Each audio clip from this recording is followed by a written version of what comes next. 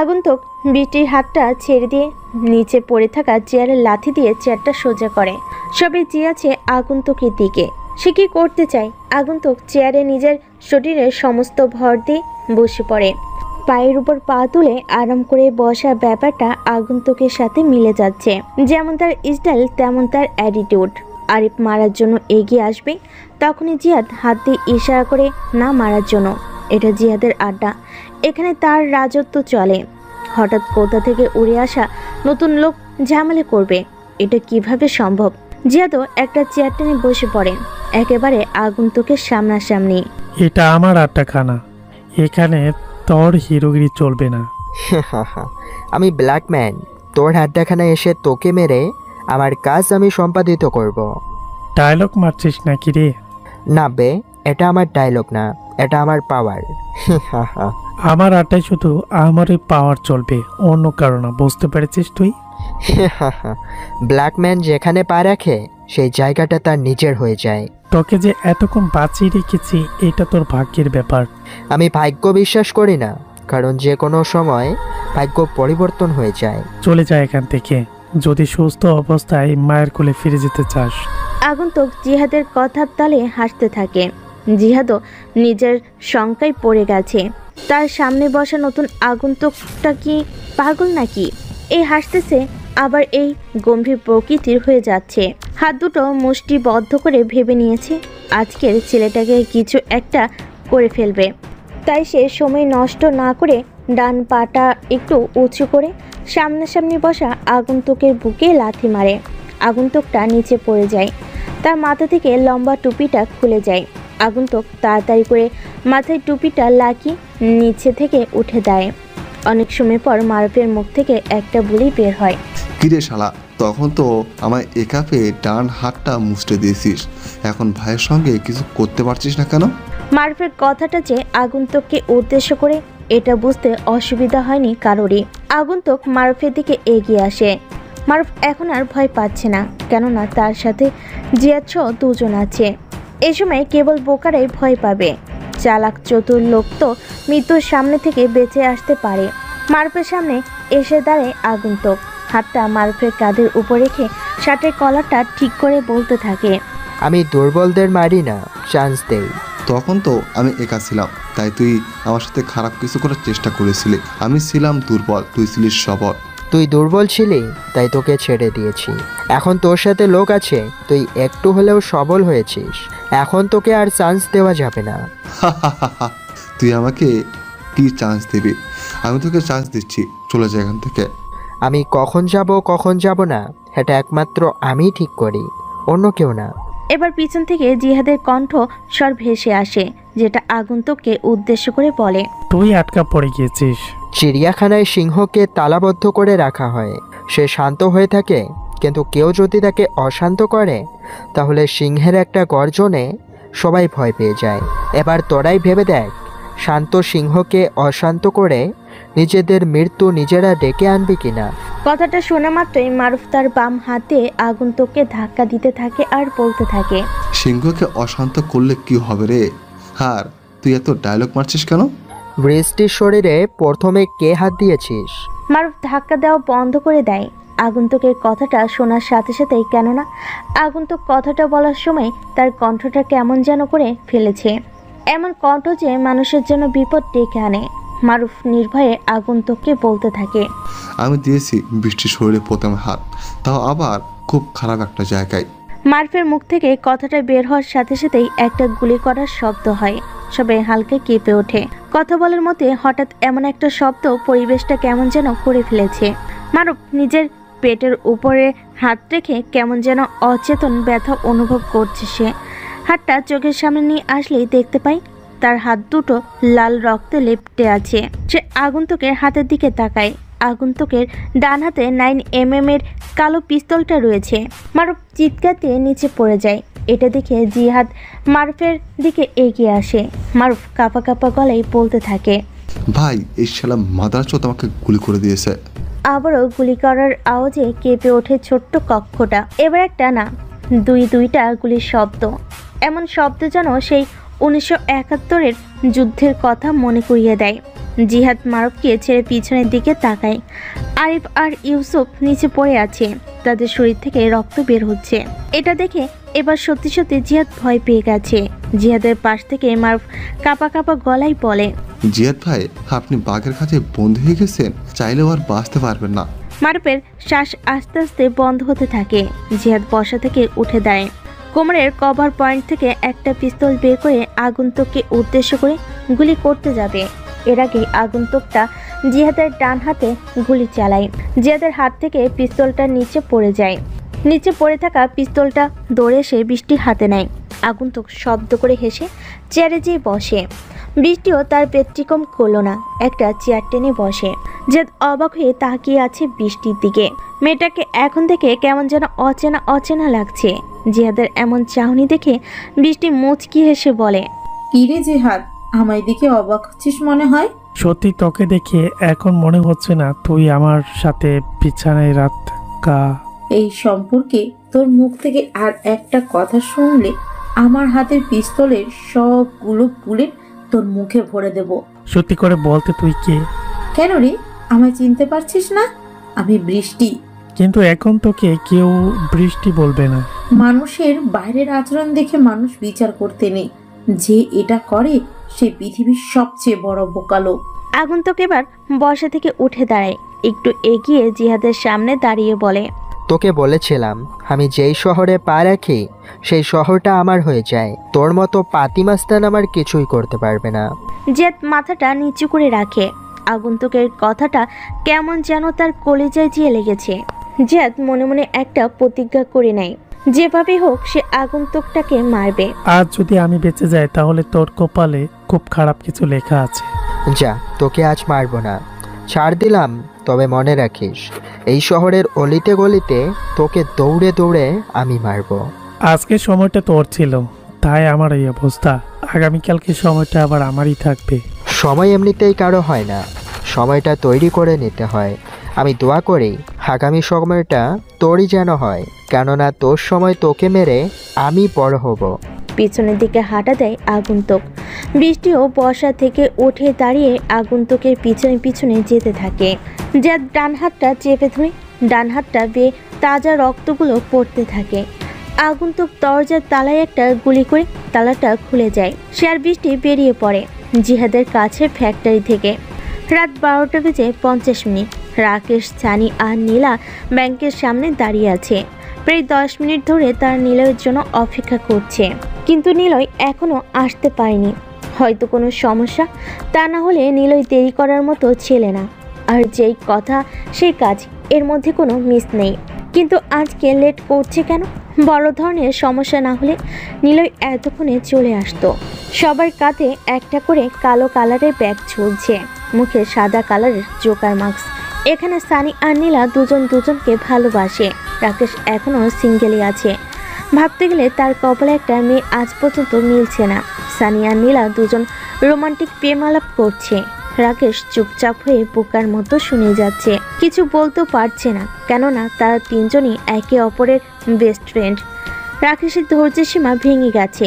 এবার সে সানি আর নীলাকে উদ্দেশ্য করে বলতে থাকে, প্লিজ তোরা দুজন চুপ করবি, আমার আর ভালো লাগছে না তোদের এই রোমান্টিক প্রেম আলাপ। হঠাৎ রাকেশের গলার আওয়াজ শুনে সানি আর নীলা ভয় পেয়ে যায়। তারা দুজন নিজেদের মধ্যে কথা বন্ধ করে রাকেশের দিকে তাকায়। প্রথমে সানি বলে ওঠে, কেন রে রাকেশ, বিরক্ত হচ্ছিস মনে হয়? তাহলে বিরক্ত হবো না?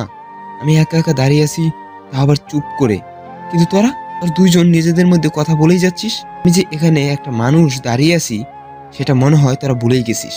আরে ভুলিনি তোকে, তুই তো আমার বেস্ট ফ্রেন্ড, তোকে ভোলা যায় নাকি? নীলা, রাকেশই কি তোমার একমাত্র বেস্ট ফ্রেন্ড, আমি কি নই? আরে বোকা, তুমি তো বেস্ট ফ্রেন্ড আছো, সাথে আরো অনেক কিছু। হয়েছে হয়েছে, তোরা আবার থাম। বড় ভাইয়ের এত দেরি হচ্ছে কেন, সেটা নিয়ে একটু চিন্তা কর। চিন্তা করতে হবে না, ভাইয়া ঠিকই চলে আসবে। চলে তো আসবে, সেটা আমি জানি, কিন্তু আজকে এত লেট হচ্ছে কেন? আমার কি মনে হয় জানিস, ভাইকে পুলিশ আটকেছে হয়তো। পুলিশের ঝামেলা খুব বড় ঝামেলা, পুলিশ ধরলে আজকে আর আসা হবে না। চিন্তা নেই, সামনে তাকিয়ে দেখ, মিস্টার 440 আসছে। রাকেশের কথা শুনে নীলা আর সানি রাস্তার বাম দিকে তাকায়। ব্ল্যাক কালারের একটা গাড়ি আসছে। সবার পরিচিত এই গাড়িটা, কেননা এটাই মিস্টার 440-এর গাড়ি, আর মিস্টার 440 মানেই নিলয়। গাড়িটা নীলাদের থেকে একটু দূরে যেয়ে থামে। গাড়ি লাইট বন্ধ হয়ে গেছে। ভিতর থেকে একটা লোক নেমে আসে, সামনের দিকে অগ্রসর হয়ে নীলাদের সামনে দাঁড়িয়ে বলে, 1667205 code number, hacker team. Yes boss. কথাটা বলার সাথে সাথে নীলের মুচকি হাসে। এটাই তার সেই হ্যাকার টিম, আর ওই কোডটা হলো তাদের পরিচিত। নীলয় কালো কালারের একটা লম্বা ড্রেস পরেছে, মুখটা দেখা যাচ্ছে না, কারণ নীলয়ের মুখে সাদা কালারের জোকার মাস্ক পরা। অন্য সবার মতো নীলয়ের কাঁধে রয়েছে একটা কালো ব্যাগ। নীলয় ব্যাংকের গেটের দিকে এগিয়ে যায়। পিছনে নীলার সবাই আসতে থাকে। এখন সবাই সাবধান, কেননা অসাবধানতায় একজন কিছু করে ফেলে একজনের সঙ্গে সবাইকে ধরা পড়তে হবে। গেটের দারোয়ানটা বেঞ্চের উপর আরাম করে বসে লাঠির মধ্যে ভর্তি ঘুমোচ্ছে। নীলয় চাইলেই এখন তার টিম নিয়ে ভিতর প্রবেশ করতে পারে, কিন্তু সে এটা না করে পকেটে হাত দেয়, কিন্তু পকেট খালি। সে কি যেন একটা খুঁজতে থাকে। এটা দেখে নীলা আস্তে করে বলে ওঠে, ভাইয়া কি খুঁজছেন এমন করে? কোনো কিছুর প্রয়োজন থাকলে বলতে পারেন। ক্লোরোফর্মটা আনতে ভুলে গেছি। ভাইয়া ক্লোরোফর্ম নেই তো কি হয়েছে? এইভাবেই চলেন ভেতরে যাই। সানি, তুই আসলে খুব বোকা একটা ছেলে। দেখছিস দারোয়ানটা ঘুমাচ্ছে, কখন জেগে যায় কে জানে। এর থেকে ভালো ক্লোরোফর্ম মেরে তাকে অজ্ঞান করে দেওয়া। নীলা, তোমার উচিত ছিল সানির সাথে প্রেম না করে রাকেশের সাথে করা। কেন ভাইয়া, আপনি হঠাৎ এমন কথা বলছেন কেন? তোর চেয়ে রাকেশ অধিক বুদ্ধিমান, তাই বলছি আর কি। ভাইয়া, ভালোবাসাটা যে কখন কার সাথে হয়ে যায় এটা বলা যায় না। রাকেশ আর সানি দুজনেই আমার বেস্ট ফ্রেন্ড, কিন্তু সানির সাথে আমার প্রেম হয়ে যায় আর রাকেশের সাথে হলো না। সব ক্ষেত্রে এটাই হয়। নীলা, এখানে প্রেম ভালোবাসার আলাপ বাদ দে, অন্য সময় এগুলো বলিস। এখন ব্যাগ থেকে পাইয়াটাকে ক্লোরোফর্মের বোতলটা বের করে দে। নীলা কাঁধ থেকে ব্যাগটা নামিয়ে তার চেন খুলে ভিতর থেকে ক্লোরোফর্মের বোতলটা বের করে নীলয়ের হাতে দেয়। নীলয় বোতলটা হাতে নিয়ে দারোয়ানের মুখের সামনে স্প্রে করতেই বেশি পরিমাণে ক্লোরোফর্ম ব্যবহার করা ক্ষতিকারক। নীলয়রা সবাই যখন ব্যাংকের ভিতরে প্রবেশ করবে তখনই নীলয়, নীলা, রাকেশ, সানি একে একে সবাই ব্যাংকের গেট পেরিয়ে ভিতরে যেতে থাকে। রাস্তার পাশে হিংস্র কুকুরগুলো জোরে জোরে চিৎকার দিয়ে ডাকছে। হয়তো রাতের খাবার তাদের পেটে যায়নি। হিংস্র কুকুরের প্রধান খাদ্য মানুষের মাংস। যেখানে রক্তের গন্ধ পায় সেখানেই হিংস্র কুকুরগুলো চলে যায়। আজ হয়তো শহরে কোনো খুন হয়নি, যদি হতো তাহলে একদল হিংস্র কুকুর সেখানে উপস্থিত থাকতো কিংবা হানা দিত মৃতদেহর উপর। নীলয় তার হাতের টর্চ লাইটটা জ্বালায়। ব্যাংকের ভিতর থেকে কেউ নেই, সবাই যে যার কাজ করে বাসায় ফিরে চলে গেছে। হয়তো আগামীকাল সকালে এসে ব্যাংকের অবস্থা স্বাভাবিক না দেখতে পারে। নির্বিচ্ছিন্ন অন্ধকার বড় কক্ষ, টর্চ লাইট জ্বালিয়ে একদল লোক দ্রুত গতিতে হেঁটে যাচ্ছে। তাদের উদ্দেশ্য একটাই, টাকা। এই পৃথিবীতে টিকে থাকতে হলে টাকার ভীষণ প্রয়োজন। যার যত বেশি টাকা আছে তার তত বেশি সম্মান। টাকা ছাড়া মানুষ আর উদ্দেশ্যহীন রাজপথ একই। সমাজে সুন্দরভাবে চলতে গেলে টাকার অনেক প্রয়োজন। ছোট থেকে বড় সবারই টাকার প্রয়োজন। একটা ছেলের পকেটে 100 টাকা না থাকলে নিজেদের কাছে কেমন যেন তুচ্ছ মনে হয়। বর্তমান যুগটা আরও বেশি ভয়াবহ, তাই মানুষজন যেভাবেই হোক টাকা ইনকাম করার চেষ্টা করে। পকেটে টাকা থাকলে কেউ এসে জিজ্ঞেস করবে না খেয়েছো কিনা নাকি খাওনি। আবার পকেটে টাকা থাকলে মানুষ অবশ্যই এসে ভালো মন্দ জিজ্ঞেস করবে। কিছু লোক আছে যারা মানুষেরটা মেরে খেতে চায়, আবার কেউ নিজেদের পরিশ্রমের বিনিময়ে টাকা ইনকাম করে। মানুষের মধ্যে রয়েছে অজানা বিচিত্র। নীলয় সহ তার টিমের লোকেরা মিলে ব্যাংকের লকারের সামনে দাঁড়িয়ে যায়। ভিতরে রয়েছে মহামূল্যবান অর্থ, যেটা দিয়ে এখানে সবার ভাগ্য পরিবর্তন হয়ে যাবে। সবাই স্থির হয়ে দাঁড়িয়ে আছে কিভাবে লকারটা খুলবে। এখন নীলয় ছাড়া আর কেউ খুলতে পারবে না বলে মনে হয় না কারোর। নীলয়ের দিকে তাকায় সবাই। নীলয় মাথাটা নিচু করে কিছু একটা ভাবছে। জানা সে নীলয়ের চিন্তা সম্পর্কে, তবে নীলয় যে ভালো কিছু ভাবছে এটা সবার বিশ্বাস আছে। অনেকক্ষণ হয়ে গেল নীলয় কিছু বলছে না, কি যেন একটা চিন্তা করে যাচ্ছে। রাকেশ ফিসফিস করে বলে, ভাই কিছু তো লক করা, কিভাবে কি করব? লক করা তো কি হয়েছে? ভিতরে প্রবেশ করব কিভাবে? ব্যাংকের বড় বড় অফিসাররা যেভাবে প্রবেশ করে ঠিক সেভাবে। নিলয়ের কথা শুনে সবাই একটু অবাক হয়ে তাকায় নিলয়ের দিকে। বলে কি ছেলেটা, এত পরিমাণ শক্ত সিকিউরিটির ব্যবস্থা করা। ভিতরে প্রবেশ করতে হলে একটা 4 সংখ্যার পাসওয়ার্ড দিতে হবে। 3বারের বেশি সংখ্যা ভুল চাপলে রেড অ্যালার্ম বেজে উঠবে।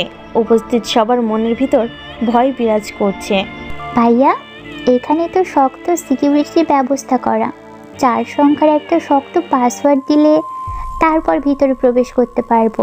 পাসওয়ার্ড? খুব শক্ত পাসওয়ার্ড তাই তো? আচ্ছা, কেউ পাসওয়ার্ডটা লেখ, আমি বলছি। ভাইয়া, একটা কথা জিজ্ঞেস করার ছিল আপনাকে। এই সানি, কি হচ্ছেটা কি? এমন একটা গুরুত্বপূর্ণ মুহূর্তে তোর প্রশ্ন করতে মনে হচ্ছে। রাকেশ, তুই চুপ কর, সানিকে জিজ্ঞেস করতে দে, আমি উত্তর দিচ্ছি, সমস্যা নেই। ভাইয়া, প্রশ্নটা এটাই যে আপনি পাসওয়ার্ডটা জানলেন কিভাবে? সানি, আমি আমার সবকিছু মানুষের কাছ থেকে লুকিয়ে রাখি। পাসওয়ার্ড জানা আমার জন্য কোনো ব্যাপার না। ভাইয়া, আপনি সানির কথা বাদ দিন, পাসওয়ার্ডটা তাড়াতাড়ি বলুন, হাতে সময় খুব কম। পাসওয়ার্ড লেখ 2619।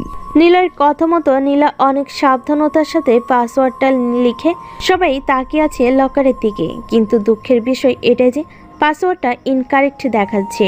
আবার চেষ্টা করার জন্য বলছে। নীলা নিলয়ের দিকে তাকিয়ে বলে, পাসওয়ার্ডটা ভুল দেখাচ্ছে ভাইয়া, সঠিক পাসওয়ার্ডটা দয়া করে বলুন। নিলয় আবারও পাসওয়ার্ডটা বলে। এটা দিয়ে দেখতো 8721। নীলা আবারও নিলয়ের বলা পাসওয়ার্ডটা দিল, কিন্তু আবারও আগের অবস্থা, পাসওয়ার্ড ভুল। স্ক্রিনের উপর ভেসে উঠছে, please try again, one more. সবার বুক ধক করে ওঠে। আর একবার চান্স আছে, সেটাও লাস্ট চান্স। মাঝপথে এসে এমন কিছু হবে কেউ ভাবতেই পারেনি। নীলা পিছিয়ে আসে, তার বুকের ভিতর ধুকপুক ধুকপুক করছে। এখনই মনে হয় আত্মাটা বেরিয়ে আসবে। পরে চান্সের সঠিক পাসওয়ার্ড না দিতে পারলে অ্যালার্ম বেজে উঠবে, আর ব্যাংকের সব সিকিউরিটি গার্ডরা এখানে এসে উপস্থিত হবে। কেউ কিছু বুঝতে পারছে না এখন কি হবে। লকারটা না খুলে কোনোভাবে ভিতরে প্রবেশ করা যাবে না। সবার স্বপ্ন আশা এখানে এসে যেন সমাপ্তির পথে। নিলয় সামনে এগিয়ে যায়। সবাই ভয় পেয়ে গেল। নিলয় নিজেকে ঠিক রেখেছে। নিলয় সংখ্যা টাইপ করতে গেলেই পিছন থেকে সানি বলে ওঠে, ভাই চলেন এখান থেকে চলে যাই, আমার কেমন যেন লাগছে, মনে হয় ধরা পড়ে যাব। হ্যাঁ ভাইয়া, সানি একেবারেই সত্যি কথা বলছে, চলুন চলে যাই, কোনো বিপদ হওয়ার আগেই। তোরা দুজন পাগল হয়ে গেছিস। ভাইয়া যতক্ষণ পর্যন্ত আমাদের সাথে আসে কোনো কিছু হবে না, এটা নিয়ে ভয় পাওয়ার কি আছে? দেখ রাকেশ, তুই অনেক সাহসী, তাই তুই ভাইয়ার সাথে থাক, আমি আর নীলা এখান থেকে চলে যাচ্ছি। সানি, এটা কি কোনো কথা? তোদের দুজনের একসাথে থাকবি বলে অঙ্গীকার করেছিলি, এখন সেটা ভুলে গেছিস? দেখ, আমি কিছুই বলিনি, সব মনে আছে। নীলা চল এখান থেকে। কেউ যাবি না এখান থেকে। রাকেশ, কি হচ্ছে? তুই সানি আর নীলাকে বাধা দিচ্ছিস কেন? যে চলে যাবে তাকে আটকিয়ে লাভ নেই, চলে যেতে দে। আমি আর কোনো কথা শুনতে চাই না। সবাই চুপ মেরে দাঁড়িয়ে আছে, কেউ কোনো কথা বলছে না। সানি নীলার হাতটা ধরে বাইরে আসার জন্য টান দিয়েছে, কিন্তু নীলা নিজ অবস্থান থেকে চুল পরিমাণ নড়ছে না। সানিকে হাত দিয়ে চুপচাপ দাঁড়িয়ে থাকার জন্য ইশারা করে সে। সানি চুপচাপ দাঁড়িয়ে আছে। নীলয় 3টি সংখ্যা টাইপ করেছে। সংখ্যা 3টি নিয়ে সে খুব চিন্তা করছে। যদি কোনোভাবে ভুল ত্রুটি হয়ে যায় তাহলে তোর জীবন এখানে সমাপ্তি। কি করবে সে? কোনো কিছুই বুঝতে পারছে না। নীলয় আর কিছু না ভেবে অবশেষে চিরচেনা সেই 4 সংখ্যাটা চাপ দিল, যে সংখ্যা দিয়ে তার নিকনেম তৈরি।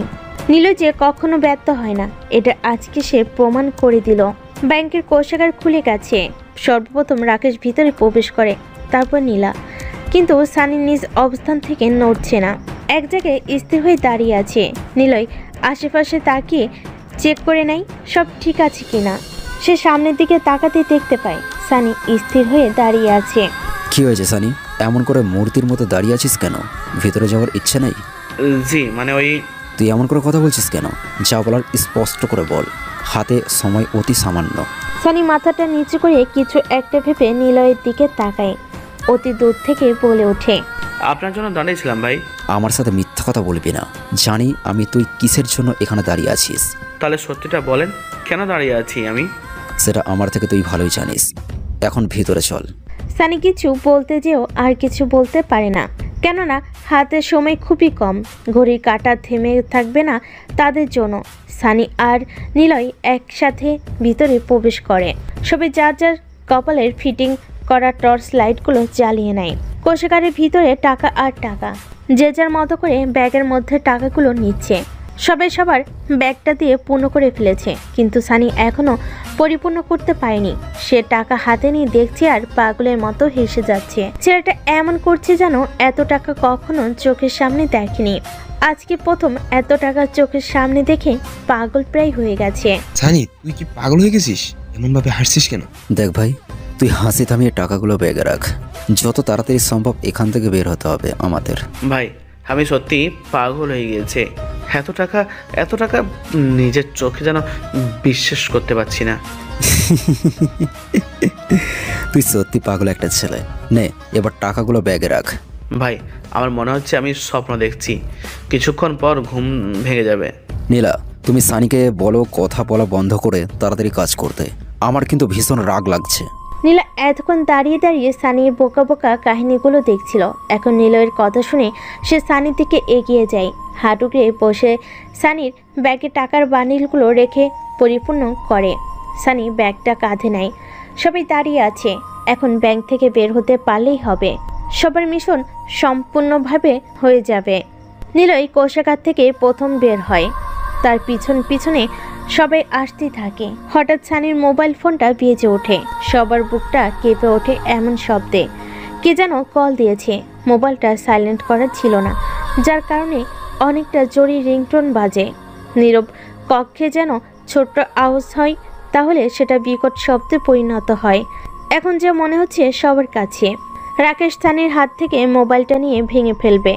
এমন অবস্থায় নিলয় রাকেশকে বাধা দিয়ে মোবাইলটা নিজের কাছে নিয়ে আসে। দূর থেকে কে যেন লাইট মারছে। সবাই বড় আলমারির পিছনে লুকিয়ে পড়ে। কেউ লাইট জ্বালিয়ে নিলয়ের দিকে আসতে থাকে। নিলয় সহ সকলের বুক ধুকপুক ধুকপুক করছে। ধরা পড়ে যাওয়ার ভয় সকলের ভিতর গ্রাস করেছে। কি অসহ্য! কিন্তু সময়টা পরিবর্তন হচ্ছে না। দূর থেকে লাইট মারা লোকটা আর কেউ না, এই ব্যাংকের একজন দারোয়ান। আলমারির পিছনে অতটা জায়গা নেই, তবুও সবাই কষ্ট করে দাঁড়িয়ে আছে। দারোয়ান আলমারির পিছন চেক না করে চলে যাচ্ছিল। তখনই নীলা আরশোলা বলে জোরে চিৎকার দিয়ে ওঠে। সানি নীলার মুখ চেপে ধরে বলে। দারোয়ান পিছনে ফিরে তাকে আলমারির দিকে আসতে থাকে। নীলয় বুঝে গেছে এখন আর পালিয়ে থাকতে পারবে না, তাই সে আলমারির পিছন থেকে বের হয়ে দারোয়ানের সামনে যেয়ে দাঁড়ায়। রাকেশ বাধা দিলেও কাজ হয়নি। নীলয় যা করে নিজ জ্ঞানে করে থাকে। দারোয়ান এক হাতে লাইট, অন্য হাতে লাঠি নিয়ে দাঁড়িয়ে আছে। সে নিলয়কে লাঠি দিয়ে বাড়ি মারতে যাবে। সাথে সাথে নিলয় দারোয়ানের হাত থেকে লাঠিটা নিয়ে দারোয়ানের মাথায় বাড়ি মারে। দারোয়ান নিচে পড়ে যায়। এটা দেখে এক একে সবাই আলমারির পিছন থেকে বের হয়ে আসে। নিলয় যে সিসিটিভি ক্যামেরার সামনে দাঁড়ায়। নিজের গলার স্বর কিছুটা মোটা করে বলতে থাকে। In my city I am the king and everyone else is a subject. I will never be catched by the police and I will never be catched by the police because I am Mr. 440. Niloy আর থামে না। Bank থেকে দ্রুত গতিতে বেরিয়ে যায়। এক এক সবাই এসে নিলয়ের কালো কালারের গাড়ির সামনে দাঁড়ায়। সবগুলো ব্যাগ গাড়ির ডিকিতে রেখে দাও আর সবাই গাড়িতে উঠে পড়। ভাইয়া, আমার একটা কথা ছিল, যদি আপনি অনুমতি দেন তাহলে বলবো। আচ্ছা বল, কিন্তু সেটা তাড়াতাড়ি। আমি, সানি আর রাকেশ কালকে থেকে ভার্সিটিতে যাওয়া বন্ধ করে দিলে কেমন হয়? এমন কথা মাথায় এনে থাকলে সেটা যত দ্রুত সম্ভব মাথা থেকে ছিঁড়ে ফেলে দাও। ভাই, আমার মনে হয় নীলা ঠিকই বলেছে। নীলা তোর গার্লফ্রেন্ড হয় তাই তুই এমন কথা বলছিস। আমার কথা সবাই মন দিয়ে শোন। কেউ অকারণে ভার্সিটিতে মিস দেবেন না। আর আগের যেমন ছিলে ঠিক তেমনই থাকবে, নয়তো তোমাদের তিনজনের উপর সন্দেহটা একটু বেশিই থাকবে। আশা করি বুঝতে পেরেছ। সকালে মাথা নাড়িয়ে হ্যাঁ বলে। নিলয় সহ সকলে গাড়িতে যেয়ে বসে। যে যার মাস্ক খুলে ফেলে, শুধু নিলয় বাদে। সে রহস্যময়ী হয়ে থাকতে যায় সকলের কাছে, কেননা তার রহস্য অনেক ভালো লাগে। চুরি চুরি চুরি, শহরে এত পরিমাণ ব্যাংক ডাকাতি হচ্ছে যে মানুষজন সরকারের প্রতি ক্ষিপ্ত হয়ে গিয়েছে। একটা সময় ছিল যখন মানুষ টাকা নিরাপদের জন্য ব্যাংকে টাকা রাখত, কিন্তু এখন শহরের জনগণ ব্যাংকে টাকা রাখতে ভয় পাচ্ছে। কখন জানি হ্যাকাররা তাদের টাকা চুরি করে ফেলে। গতকাল রাতেও শহরের জনতা ব্যাংক থেকে বিশাল পরিমাণ টাকা চুরি হয়েছে। কে করছে চুরি? পুলিশ এখনো তার কোনো হদিশ করতে পারেনি। নতুন নতুন আপডেট পেতে আমাদের সাথেই থাকুন। ধন্যবাদ। এতক্ষণ আদনান সাহেব টিভিতে সংবাদ দেখছিল। তখন তিনি দেখতে পান জনতা ব্যাংক থেকে টাকা চুরির ব্যাপারটা। সে ব্যাংকে ওনার নিজেরও একটা অ্যাকাউন্ট ছিল। জানা নেই এখন পর্যন্ত ওনার অ্যাকাউন্টে কত টাকা আছে, নাকি হ্যাকার হ্যাক করে টাকা নিয়ে গেছে। সামান্য পরিমাণ চিন্তা আদনান সাহেবের মাথায় এসে ভিড় জমিয়েছে। আঙ্কেল, আজকাল দেখছি টিভির সামনে একটু বেশি বসে থাকেন। আদনান সাহেব পিছনে ফিরে তাকায়। নতুন জামা কাপড় পরে আরিয়া দাঁড়িয়ে আছে। তিনি বুঝতে পারছেন যে কথাটা আরিয়াই বলেছে। আদনান সাহেব না চাইতেও আরিয়ানকে একটা মুচকি হাসি উপহার দেয়। এটা দেখে আরিয়াও মুচকি হেসে আদনান সাহেবের পাশের সোফায় বসে পড়ে। আদনান সাহেব আরিয়ার মাথা থেকে পা পর্যন্ত স্ক্যান করে।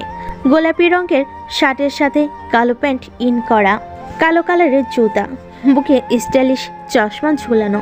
আদনান সাহেব বুঝতে পারছেন যে আরিয়া এত সেজেগুজে কোথায় যাচ্ছে। কি ব্যাপার আরিয়া, এত সেজেগুজে কোথায় যাচ্ছ? প্রয়োজন ছাড়া আমি কোনো কাজ করি না। যেহেতু কোথাও যাওয়ার জন্য রেডি হয়েছি, সেহেতু কোনো প্রয়োজনীয় কাজ আছে নিশ্চয়। তা শহরে যে এত বড় একটা ঘটনা ঘটেছে, সেটা কি তুমি শুনেছো? এই শহরে তো নানা ধরনের ঘটনা ঘটে থাকে প্রতিদিন, সেটা ছোট হোক বা বড়। কিন্তু আজকে আবার কি ঘটলো? ব্যাংক ডাকাতি হয়েছে, তাও আবার জনতা ব্যাংক। কি বলছেন আঙ্কেল? এটা কিভাবে হতে পারে? কি হলো, তুমি এত অস্থির হচ্ছ কেন? আঙ্কেল, জনতা ব্যাংকে আমার অনেক পরিমাণ টাকা ছিল, সেগুলার কি হবে এখন? আরিয়ার করা ব্যবহার আদনান সাহেবের কাছে কেমন যেন লাগছে। মনে হচ্ছে সে অভিনয় করছে। এই চুরিতে সে যেন সবচেয়ে বেশি খুশি হয়েছে। কিন্তু কেন, এটাই বুঝতে পারছে না আদনান সাহেব। আরিয়া বসা থেকে উঠে দাঁড়ায়। সে তার হাত ঘড়ির দিকে তাকায়। আদনান সাহেবের সাথে কথা বলে 2 মিনিট সময় নষ্ট হয়েছে তার, কিন্তু কিছু করার নেই। যার যার বাসায় শেষে যেতে থাকে। সাথে বাসে কথা বলে 2 মিনিট সময় নষ্ট হলো, এটা কোনো দোষের ব্যাপার না।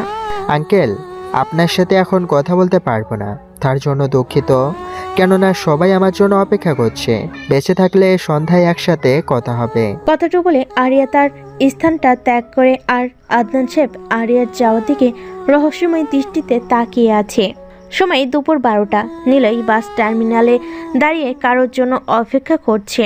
তার কাঁধে স্টুডেন্ট ব্যাগ, কিন্তু হাতে কিছু গুরুত্বপূর্ণ ফাইল রয়েছে। নিলয়ের জামা কাপড় দেখে সবাই তার থেকে যতটা সম্ভব দূরে দূরে থাকার চেষ্টা করছে। এটা দেখে নিলয় মুচকি হাসে। পৃথিবীটা কেমন যেন, একজন গরিব অন্য আরেকজন গরিবকে দেখে হিংসা করে। নিলয়ের সামনে দিয়ে কয়েকটা বাস চলে গেছে, কিন্তু সে বাসে উঠছে না। আশেপাশে কিছু লোক বলাবলি করছে। ছেলেটা এমন করে দাঁড়িয়ে আছে কেন? নিলয় কারোর কথা কানে নেয় না, কারণ সে জানে মানুষ কত কথাই বলবে, ভালো কথা কেউ বলবে না, সবাই খারাপ কথাই বলবে। শিক্ষামূলক কথা মানুষ কমিয়ে বলে। দীর্ঘক্ষণ দাঁড়িয়ে থাকতে থাকতে নিলয়ের পা ব্যথা হয়ে গেছে। যার আসার কথা ছিল সে এখনো এসে পৌঁছায়নি। নিলয় বিরক্তবোধ করছে দাঁড়িয়ে থাকতে থাকতে, কিন্তু আর কিছু করার নেই। নিলয়ের কাছে একটা ফাইল রয়েছে, যা দেওয়ার জন্যই মূলত সে এখানে দাঁড়িয়েছে। নিলয়ের পকেটে থাকা মোবাইল ফোনটা শব্দ করে বেজে ওঠে। কেউ কল দিয়েছে। সে আশেপাশে তাকিয়ে দেখে লোকজন তার দিকে কেমন দৃষ্টিতে তাকিয়ে আছে। নিলয় বুঝতে পারছে সকলের তাকানোর কি কারণ। নিলয় পকেট থেকে মোবাইল ফোনটা বের করে হাতে নেয়। লোকজনের তাকানোর কারণ এই মোবাইলটা অনেক পুরনো বাটন মোবাইল নিলয়ের হাতে। আধুনিক যুগে কেউ বাটন ফোন ইউজ করে না। উন্নত দেশের উন্নত জনগণেরা আধুনিক মোবাইল ফোন ব্যবহার করে। নিলয় কলটা রিসিভ করে ফোনটা কানে লাগায়। ওই পাশ থেকে কেউ একজন বলে ওঠে, আমি মানুষকে অপেক্ষা করাতে ভালোবাসি। আমি অপেক্ষা করতে ভালোবাসি। এখনো বাস টার্মিনালে দাঁড়িয়ে আমার জন্য অপেক্ষা করছো? আমি জানি তুমি এখানে আসবে না। কিভাবে বুঝলে আমি এখানে আসবো না? বুঝাই চাই তোমার রহস্যময় কথা শুনে, কিন্তু তুমি একটা কথা মনোযোগ দিয়ে শোনো। রহস্যময় শহরের বাদশা কিন্তু আমি। চলে এসো তোমার ক্যাম্পাসে। এতক্ষণ তুমি আমার জন্য অপেক্ষা করেছো, এখন আমি না হয় তোমার জন্য অপেক্ষা করব। নিলয় কথা কম বলতে পছন্দ করে, তাই সে কলটা কেটে দিয়ে দাঁড়িয়ে থাকা বাসে উঠে পড়ে। বাসটা তার ভার্সিটির সামনের রাস্তা দিয়ে যাবে, সে সহজে ক্যাম্পাসে যেতে পারবে। বাসের সবগুলো সিট পুরো ফুল আছে। নিলয়কে এখানে দাঁড়িয়ে দাঁড়িয়ে যেতে হবে পুরোটা রাস্তা। নিলয় বাস কন্ডাক্টরকে জিজ্ঞেস করে, দাদা, এখান থেকে ঢাকা বিশ্ববিদ্যালয় যেতে কত সময় লাগতে পারে? নিলয়ের কথার জবাবে বাস কন্ডাক্টর মুখে কিছু না বলে হাত দিয়ে 3 ইশারা করে। নিলয় চিন্তা করে 3 দিয়ে কি বোঝানো হচ্ছে তাকে। 3 ঘন্টা নাকি 30 মিনিট। নিলয় ধারণা করেনি 30 মিনিট। বাস নিজ গতিতে চলতে থাকে আর নিতা তার জীবনের কিছু সত্য মনে করতে থাকে। যখন নিলয়ের বয়স 15, তখন তার সাথে একটা ছেলে পরিচয় হয় যার নাম ছিল রবিন। দিনের বেশিরভাগ সময় পার করত। একসময় তাদের মধ্যে বন্ধুত্বপূর্ণ সম্পর্ক গড়ে ওঠে। সময় ভালোই যাচ্ছিল দুজনেই, কিন্তু হঠাৎ করে নিলয়ের জীবনে একটা মেয়ে চলে আসে। তখন নিলয়ের বয়স 20 চলে। কলেজ জীবনে প্রেমগুলো সাধারণত যেমন হয় ঠিক তেমনই প্রেম নিলয়ের সাথে হয়। মেয়েটার নাম ছিল আলপনা। দেখতে যেমন সুন্দরী, ঠিক তার ব্যবহারটাও মন কাড়ার মতো। নিলয় আলপনাকে মনে মনে ভালোবাসত, কিন্তু সামনে যেয়ে বলার সাহস তার হয়নি। কিন্তু হঠাৎ একদিন এমন একটা ঘটনা ঘটে যা দেখার জন্য নিলয় মোটেও প্রস্তুত ছিল না। ড্রাইভার বাস ব্রেক করাতে নিলয় হালকা ঝুঁকে পড়ে। কাঁধে ব্যাগ আর হাতে ফাইল নিয়ে দাঁড়িয়ে থাকতে নিলয়ের প্রচুর পরিমাণে অসুবিধা হচ্ছিল, কিন্তু সে চাইলেই বসতে পারবে না। আপনি দাঁড়িয়ে না থেকে এখানে আমার পাশে এসে বসতে পারেন। বাসের মধ্যবর্তী সিট থেকে মেয়েলি কণ্ঠে কেউ কথাটা বলে নিলয়ের কাছে যেয়ে দাঁড়ায়। নিলয়ের কণ্ঠটা বেশ পরিচিত মনে হচ্ছে, সে আগে অনেকবার কণ্ঠটা শুনেছে। নিলয়ের সামনে থেকে পিছনে তাকায় সে ছাড়া অন্য কেউ দাঁড়িয়ে নেই। তার মানে যে কথাটা বলেছে সে নিলয়কে উদ্দেশ্য করেই বলেছে। নিলয় হাত ঘড়ির দিকে তাকায়। ক্যাম্পাসে পৌঁছাতে বেশ কিছু সময় লাগবে। সে এত কথা চিন্তা না করে একটু পিছনে যে ফাঁকা সিটে বসে পড়ে। পাশের সিটে কে বসে আছে না দেখেই নিলয় চোখ থেকে চশমাটা খুলে ফেলে হাতে নেয়। এতক্ষণ দাঁড়িয়েছিলে, এখন বসার সুযোগ করে দিয়েছি, আমাকে ধন্যবাদ পর্যন্ত দিলে না। কেমন ছেলে তুমি বাপু। নিলয় অতি দ্রুত চোখের চশমা লাগিয়ে পাশ ফিরে তাকায়। শারমিন ম্যাডাম বসে আছেন। এটা দেখে নিলয় বসা থেকে উঠে দাঁড়ায়। অবাক হয়ে সে শারমিন ম্যাডামকে প্রশ্ন করে, ম্যাডাম আপনি আমাকে দেখে এভাবে দাঁড়িয়ে গেলে যে? তো কি করব, আপনি এই বাসে কেন? বসে কথা বলো, এভাবে দাঁড়িয়ে না থেকে। নিলয় আর দাঁড়িয়ে না থেকে সিটে বসে পড়ে। তা তুমি এই বাসে কি করো? তোমার তো এখানে থাকার কথা না। আমার তো একই প্রশ্ন, আপনি এই বাসে কি করছেন? আমার কাজ ছিল তাই এই বাসে, কিন্তু তোমার কি প্রয়োজন ছিল? আমারও কাজ ছিল। আজকাল তোমার বেশ নাম ডাক শুনছি। আমার মতো ছেলের আবার নাম ডাক, এটা শুধু অবাস্তবেই সম্ভব, বাস্তবে নয়। সেটা তো আমি বেশ ভালোই জানি। নিলয় চুপ হয়ে যায়। তার ভীষণ মাথা ব্যথা করছে, এখন চুপ থাকাই শ্রেয়। নিলয় মাথাটা বাসের সিটে হেলিয়ে দিয়ে ভাবতে থাকে। নিলয় বাসা থেকে বের হয়েছে আজকে কলেজ ক্যাম্পাসে যে প্রথমে সকলের সামনে আলপনাকে তার ভালোবাসার কথা জানাবে। নিলয় সবসময় আনস্মার্ট হয়ে থাকতে পছন্দ করে। রাজভান্ডার কম নয় নিলয়ের কাছে, তবু সে কম দামি পোশাক পরতে ভালোবাসে। আর বোকার মতো থাকা এটা তার জন্মগত অভ্যাস। নিলয় আজকে বেশ একটা দামি পোশাক পরিধান করেছে। কলেজের পাশে একটা ফুলের দোকান রয়েছে। নিলয় দোকান থেকে তরতাজা কিছু গোলাপ ফুল কিনে নিয়েছে। তার বাম হাতে গোলাপ ফুলের ছোট্ট তোড়া। সে এটা নিয়ে ক্যাম্পাসে প্রবেশ করেছে। সকল স্টুডেন্ট নিলয়কে দেখার জন্য বেশ অবাক হয়েছে বটে, কেননা নিলয় যে আজকে দামি পোশাক পরে এসেছে। নিলয় তাকে আলপনাদের আড্ডায় সেখানে বসে প্রতিদিন আলপনা তার বান্ধবীদের সাথে আড্ডা দিতে থাকে। আর নিলয় দূর থেকে আলপনার মায়াবী মুখখানা দেখতে থাকে। নিলয় এটা ভেবে মুচকি হাসে যে ছেলে মেয়ে মানুষ দেখলে 10 হাত দূরে থাকতো, সেই ছেলে কিভাবে অচেনা একটি মেয়ের প্রেমে পড়েছে। নিলয় গাছতলায় যেয়ে বসে। এখান থেকে কলেজে প্রবেশ করার গেটটা খুব ভালো করে দেখা যাচ্ছে। নিলয় তাকিয়ে আছে গেটটার দিকে। কখন যে ভালোবাসার মানুষ কলেজ ড্রেস পরা অবস্থায় প্রবেশ করবে। নিলয়ের পকেট থাকা মোবাইল ফোনটা বেজে ওঠে। সে মোবাইল ফোন পকেট থেকে বের করতে হাতে নেয়।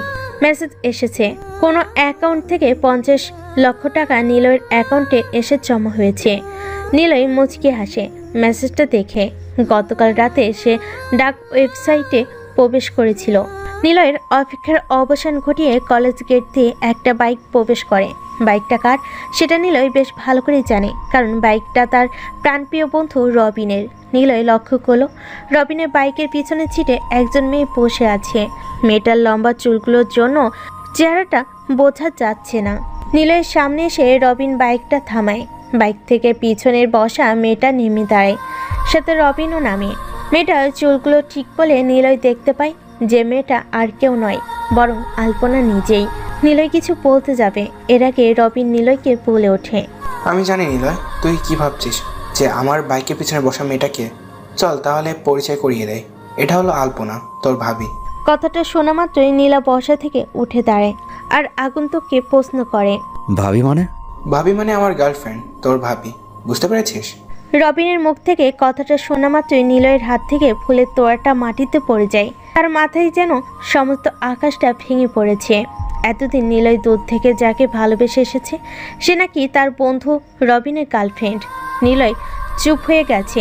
রবিন নিচ থেকে ফুলের তোড়াটা হাতে নিয়ে মুচকি হেসে বলে, কি রে নিলয়, আজকে তোর ড্রেস আপ চেঞ্জ, আবার ফুলের তোড়াও সাথে, ব্যাপারটা কি বলতো?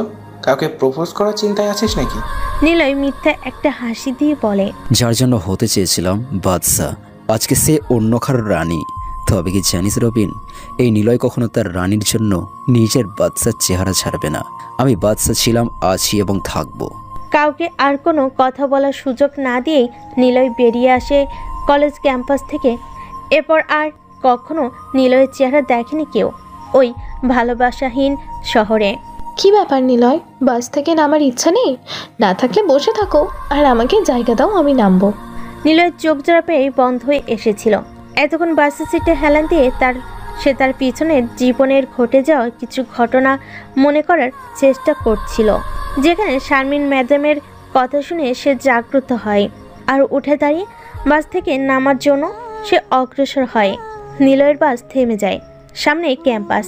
যত দূরতে যে সেই লোকটাকে ফাইলগুলো দিতে হবে, তবে নিলয়ের ঝামেলা শেষ। নিলয় দ্রুত গতিতে পা চালাতে লাগলো।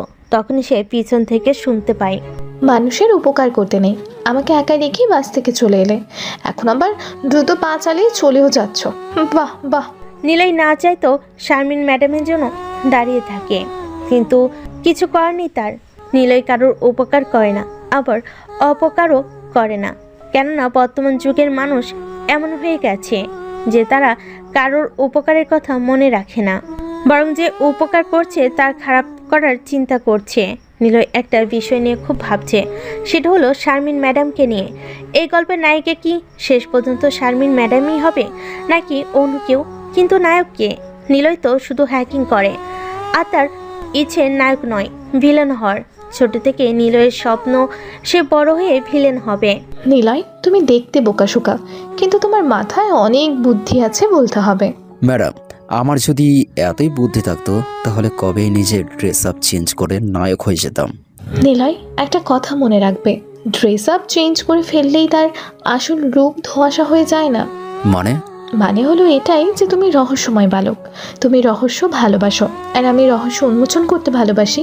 ম্যাডাম, আজকাল দেখছি আপনি খুব রহস্যময় কথা বলছেন। আমার তো মনে হচ্ছে তোমার কাছে এই রহস্যটা অতি সামান্য, চাইলে সমাধান করে ফেলতে পারো। উত্তর তোমার সন্নিকটে।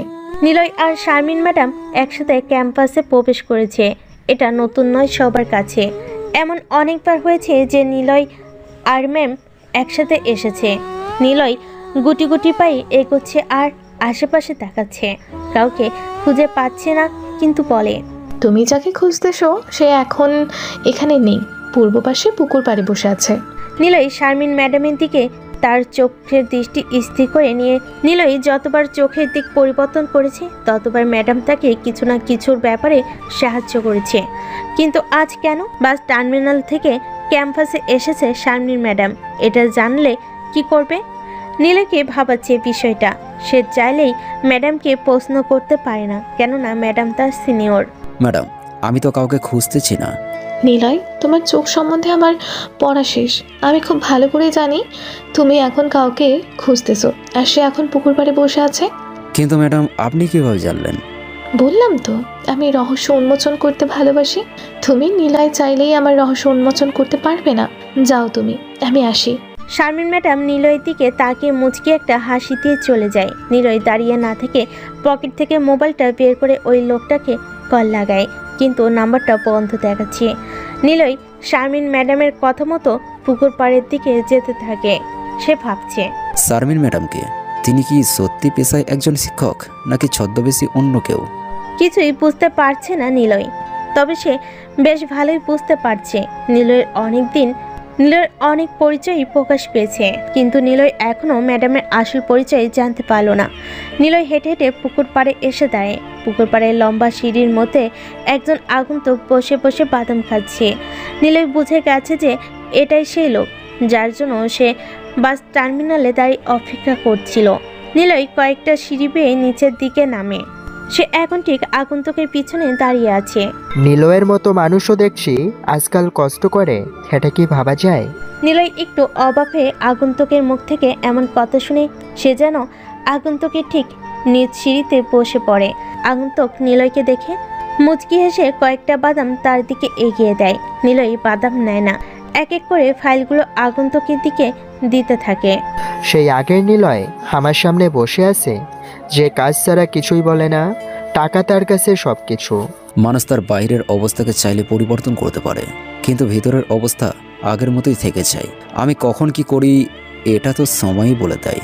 আমি জানি নিলয়, তুমি খুব রহস্যময়ী একজন মানুষ, কিন্তু তুমি এটা জানো না যে তোমার থেকেও বড় মাইন্ড ক্যামেরার আবির্ভাব ঘটেছে। আমি নিজের খবর ছাড়া অন্য কারো খবর রাখি না, তবে একটা কথা মনে রাখবেন, আমি যদি চাই তাহলে সবার গোপন তথ্যও প্রকাশ করে দিতে পারবো। নিলয়, তুমি বাদাম নিচ্ছ না যে? বাদামকে কি হবে? বাদাম তো বর্তমানে ভাইরাল হয়ে গিয়েছে। এখন তো মানুষ ভাত রুটি রেখে বাদাম খাওয়া শুরু করেছে। তুমিও বাদাম খাওয়ার অভ্যাস করে নাও। আমি আপনার সাথে কাজের কথা বলতে এসেছি, আর আপনি আমার সাথে মজা করছেন। যা সত্যি তাই বললাম। নিলয় তার ব্যাগ থেকে পলিথিনে মোড়ানো ছোট ছোট মেমোরি কার্ড বের করে আগন্তুকের হাতে দেয়। আগন্তুক মেমোরি কার্ডটা বের করে হাতে নিয়ে ভালো করে দেখতে থাকে। এবার সে নিলয়কে জিজ্ঞেস করে, বিষয়টা কি নিলয়? তুমি আমাকে মেমোরি কার্ড দিচ্ছ কেন? কিছু পার্সোনাল তথ্য আছে এখানে যেটা আপনার প্রয়োজন হতে পারে। কিন্তু আমার অ্যাকাউন্টে এখনো টাকা আসেনি কেন? কত টাকা চাই আপনার? 7 কোটি দিলেই হবে। এত সামান্য পরিমাণ টাকা আপনি চাইবেন, এটা আমি ভাবতে পারিনি। সে যাই হোক, আমি রুমে যেয়ে আপনার অ্যাকাউন্টে 10 কোটি টাকা পাঠিয়ে দেব। রবিন আর আলপনা কিন্তু শহরে এসেছে, বিষয়টা মাথায় রেখো। টাকার কাছে যখন বন্ধুত্ব সম্পর্কটা বিশ্বাস হয়ে যায় তখন বড্ড বেশি খারাপ লাগে। আগন্তুক ফাইলগুলো ঠিকঠাক করে হাতে নেয়, বসা থেকে উঠে দাঁড়ায়। নিলয়ও বসা থেকে উঠে দাঁড়ায়। তাদের দুজনের মধ্যে কোনো পার্থক্য নেই, পার্থক্য শুধু একটাই, সেটা হলো একজন ভালোবাসে টাকা, অন্যজন ভালোবাসে মানুষের রক্ত। নিলয়ের সাথে স্টাইলিশ একজন ছেলে হাঁটছে। বিষয়টা খুবই অবাক করার মতো, কিন্তু নিলয়ের কাছে এটা বেশ হাস্যকর। দূর থেকে শারমিন ম্যাডাম নিলয়ের দিকে তাকিয়ে মুচকি হাসি দেন। নিলয় চোখ জোড়া কিছুক্ষণের জন্য বন্ধ করে রাখে। এখন সেসব জায়গায় শুধু শারমিন ম্যাডামের সেই রহস্যময় হাসি দেখতে পাচ্ছে।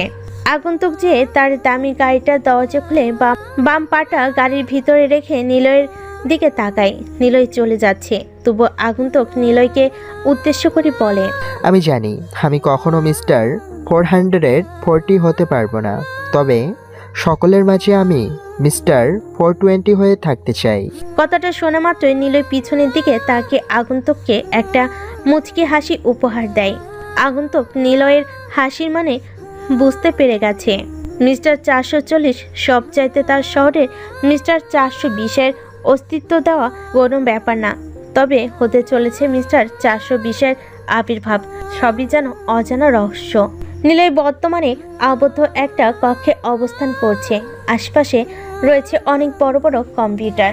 রুমটা অন্ধকার হলেও কম্পিউটারগুলো রং বেরঙের আলোয় দৃশ্যমান হয়ে উঠেছে। নিলয়ের সামনে রয়েছে মস্ত বড় কম্পিউটার। এই রুমের সবচেয়ে দামি এবং পাওয়ারফুল কম্পিউটার এটা। নিলয় এখানে এসেছে সেটা বিকেলে, কিন্তু এখন কয়টা বাজে সে জানে না, কেননা এখানে প্রত্যেকটা কম্পিউটারের টাইম চেঞ্জ করা যায়, কারণ নিলয়ের রীতি এটা। সে যে যে দেশগুলোর ব্যাংক থেকে বড় বড় অ্যাকাউন্ট হ্যাক করে তার সময় দেওয়া আছে। নিলয় তার ঘাড় ঘুরিয়ে পিছনের দেওয়ালের দিকে তাকায়, সেখানে মস্ত বড় একটা ঘড়ি ঝুলছে। দেয়াল ঘড়িতে বর্তমান সময় রাত 11টা বেজে 20 মিনিট। নিলয়ের জন্য হ্যাকিং টাইম মাত্র শুরু হয়। নিলয় তার ইমেলে প্রবেশ করে। মার্কো জ্যাক নামে একজন তাকে মেল করেছে। কিছু ইংরেজি বাক্যের সাথে কিছু কি ওয়ার্ড রয়েছে, সবশেষে একটা লিঙ্ক দেওয়া আছে। নিলয় আগে কখনো ওয়েবসাইটে আসেনি, তবে এটা যে হ্যাকিং সাইট এটা বুঝতে তার অসুবিধা হলো না। সাধারণ হ্যাকিং ওয়েবসাইটগুলোতে 4টা ইন্টারন্যাশনাল ভাষার সংমিশ্রণে একটা লোগো তৈরি করা হয়, যেটা দেখে সহজে মানুষ বুঝতে পারে যে এটা হ্যাকিং ওয়েবসাইট। নিলয়ের জানার আগ্রহ অনেক, তাই সে ওয়েবসাইটটা ঘুরে ঘুরে দেখছে। তবে এটা থেকে সে নতুন কিছু তৈরি করতে পারবে এটার কোনো নিশ্চয়তা নেই, কারণ এই ওয়েবসাইট দিয়ে শুধু মানুষের কল ট্র্যাকিং করা যায়। নিলয় এখন যে ওয়েবসাইটে আছে সেটার ভিতরে রয়েছে 2টা জগৎ, একটা ভালো জগৎ, অন্যটা খারাপ জগৎ। হঠাৎ নিলয়কে ওয়েবসাইট থেকে বের করে দেওয়া হলো। নিলয় প্রায় অবাক হয় হঠাৎ এমন কাণ্ড দেখে। সে আবার লিঙ্কে ক্লিক করে ওয়েবসাইটে প্রবেশ করে। তাকে এখন বলেছে সে যদি এই ওয়েবসাইটে থাকতে চায় তাহলে তাকে একটা জিমেইল অ্যাড হতে হবে। নিলয় তার টেপ মেইলে ঢুকে সেখান থেকে একটা জিমেইল কপি করে নিয়ে ওয়েবসাইটের যেখানে জিমেইল চাচ্ছে সেখানে পেস্ট করে। এবার সে শক্তিশালী একটা পাসওয়ার্ড অ্যাড করে। ওয়েবসাইট থেকে নিলয়কে কিছু সময়ের জন্য অপেক্ষা করার জন্য বলছে। নিলয় কম্পিউটারের সামনে থেকে উঠে দক্ষিণ পাশের মাঝারি আকারের কম্পিউটারের সামনে যেয়ে বসে। সে দক্ষিণ পাশের কম্পিউটার দিয়ে আমেরিকার যত বড় বড় ব্যাংক আছে সেখান থেকে অ্যাকাউন্ট হ্যাক করে নিজের ব্যাংক অ্যাকাউন্টে টাকা নিয়ে আসে। নিলয় আমেরিকার মস্ত বড় বিজনেসম্যান জন নিউল্যান্ডের ব্যাংক অ্যাকাউন্ট হ্যাক করার চেষ্টা করছে, কিন্তু কোনোভাবে সে হ্যাক করতে পারছে না। কিছুজন নিউল্যান্ডের ব্যাংক অ্যাকাউন্টের প্রায় 15 বিলিয়ন মার্কিন ডলার আছে, যেগুলো সে ডাক ওয়েবসাইট থেকে ইনকাম করেছে। নিলয় কখনো সৎ মানুষদের অ্যাকাউন্টে হাত দেয় না। জন নিউল্যান্ড ডাক ওয়েবসাইটে বন্ধুদের ব্যবসা করে, যেটা একেবারে অসৎ পথে টাকা ইনকাম। বিগ ডিজিটাল সিকিউরিটি ওয়েবসাইটে প্রবেশ করে সেখানে ঢোকার সাথে সাথে ব্যাংক অ্যাকাউন্ট নাম্বার চাচ্ছে। নিলয় জন নিউল্যান্ডের ব্যাংক অ্যাকাউন্ট নাম্বার জানে, তাই সে কিবোর্ড দিয়ে টাইপ করে 2490156724। প্রসেসিং হচ্ছে, কিন্তু এবার ইরোর হয়ে গেল। নিলয় হাল না ছেড়ে আবারও ট্রাই করে। এবার আর ইরো নাই, লোডিং হওয়া শুরু করেছে। ওয়েবসাইট থেকে নিলয়কে হাই অ্যালার্ট জারি করেছে। নিলয় জানে এখন তাকে কি করতে হবে। সে বেশি দেরি না করে তার কম্পিউটার লোকেশন ট্র্যাকিং চেঞ্জ করে দিয়েছে। এখন পুলিশ যদি নিলয়কে ধরতে চায় তাহলে ট্র্যাকিং করে তাহলে পুলিশ দেখবে। নিলয়ের লোকেশন কখনো দেখাচ্ছে আমেরিকা, কখনো লন্ডন, আবার কখনো ব্রাজিল। নিলয়ের সঠিক লোকেশন তারা খুঁজে পাবে না। নিলয় বর্তমানে নিউল্যান্ডের ব্যাংক অ্যাকাউন্ট হ্যাক করে ফেলেছে। সে যেন নিউল্যান্ডের ব্যাংক অ্যাকাউন্টে যত টাকা পাবে বলে ধারণা করেছিল, এখানে তার থেকেও কয়েক গুণ বেশি দেখাচ্ছে, প্রায় 30 বিলিয়ন মার্কিন ডলার। নিলয় নিউল্যান্ডের অ্যাকাউন্টগুলো সমস্ত টাকা দিয়ে অ্যাকাউন্টে ট্রান্সফার করে ফেলে। বর্তমানে নিলয়ের অ্যাকাউন্ট রয়েছে প্রায় 600 বিলিয়ন মার্কিন ডলার। নিলয় কতিপয় মাইন্ড গেমার, যার কারণে দেরি না করে জন নিউল্যান্ডের ব্যাংক অ্যাকাউন্টটা লক করে দেয়। এখন কেউ চাইলে নিউল্যান্ডের টাকা ট্রান্সফার হিস্টোরিতে দেখতে পারবে না। নিলয়ের কাজ শেষ। এখন সে কম্পিউটারের সামনে থেকে উঠে বসে। সে একা রুমের মধ্যে জোরে জোরে চিৎকার করছে আর হাসছে আর বলছে, এই ধুলোর পৃথিবীর কাছে আমি একটা বালুর সমান। পৃথিবী আমাকে নিজের প্রয়োজন হিসাবে মনে করে না, কিন্তু আমার চাই দুনিয়া। ইতিহাসের পাতায় আমি আমার নাম রেখে যেতে চাই না, তবে সমস্ত পৃথিবীবাসীকে জানিয়ে দিতে চাই যে আমার মতো হ্যাকার হওয়া সম্ভব না। নিলয়ের কাছে একটা কম্পিউটার আছে, যেটার মধ্যে সেকেন্ড হিসাব করে টাকা ইনকাম করা হয়। সবই তার হ্যাকিং মস্তিষ্কের অবদান। ছোটবেলা যখন নিলয়ের বাবা মা তাকে ডাক্তারের কাছে নিয়ে গিয়েছিল, তখন ডাক্তার বলেছিলেন অন্য সকল শিশুর মাথায় যত পরিমাণ নিউরন রয়েছে, নিলয়ের মাথায় সবার থেকে কিছু পরিমাণে বেশি নিউরন দিয়ে গঠিত। সেই সকল নিউরন তাকে অনেক জ্ঞানী হওয়ার জন্য সাহায্য করবে। নিলয়ের কাছে এখনও সেই ডাক্তারের দেওয়া রিপোর্টটা রয়েছে, যেটা দেখে নিলয় এখনও প্রতি রাতে মুখ উজ্জ্বল করে হাসে। তবে ভয় তার একটাই, সেটা হলো মৃত্যুর। সকাল 9:40 সানি, রাকেশ, নীলা ক্যাম্পাসে জলপাই গাছের নিচে বসে আছে। সানি অবশ্য নীলার অনেকটা কাছাকাছি বসে আছে, কিন্তু রাকেশ তাদের দুজনের থেকে সামান্য দূরে বসে আছে। রাকেশের অনেক ইচ্ছা সে মিস্টার 440-এর মতো হওয়ার, কিন্তু সেটা অসম্ভব নয়। সেটা তার মাথায় বারবার আসে। সানি আর নীলার কেবিনের দিকে কোনো খেয়াল নেই, নিজেদের প্রেম নিয়ে তারা ব্যস্ত।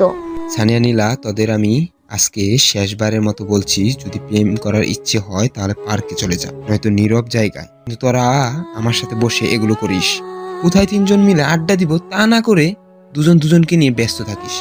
রাকেশের কথা শুনে সানি নীলার থেকে একটু সরে এসে রাকেশের কাঁধে হাত দেয়। রাকেশ সানির হাতটা কাঁধ থেকে নামিয়ে নেয়। রাকেশের বুকের সব সময় স্টাইলিশ একটা চশমা ঝুলে থাকে। সানি সবসময় স্মার্ট হয়ে চলাফেরা করে, নীল তো কম না, সব কিছুর মধ্যে দামি ব্র্যান্ডগুলো ব্যবহার করে। সবাই নিজেদের বেশ ভালো বুঝে। রাকেশ, তুই কি আমাদের ভালোবাসা দেখে জেলাস ফিল করিস? এটা কেমন কথা নীলা? আমাকে দেখি কি তোর এমন মনে হয়? দেখে তো এমন মনে হয় না, তবে তোর কথার ধরন কিন্তু এমনটাই বোঝাই। নীলা, তুই কি পাগল হয়ে গেছিস? তাদের দুজনের ভালোবাসা এক করার জন্য কি না করেছি, তুই এখন বলছিস আমি তোদের ভালোবাসা দেখে জেলাস ফিল করছি? বাহ বাহ, তোরা দুজন থাম এবার।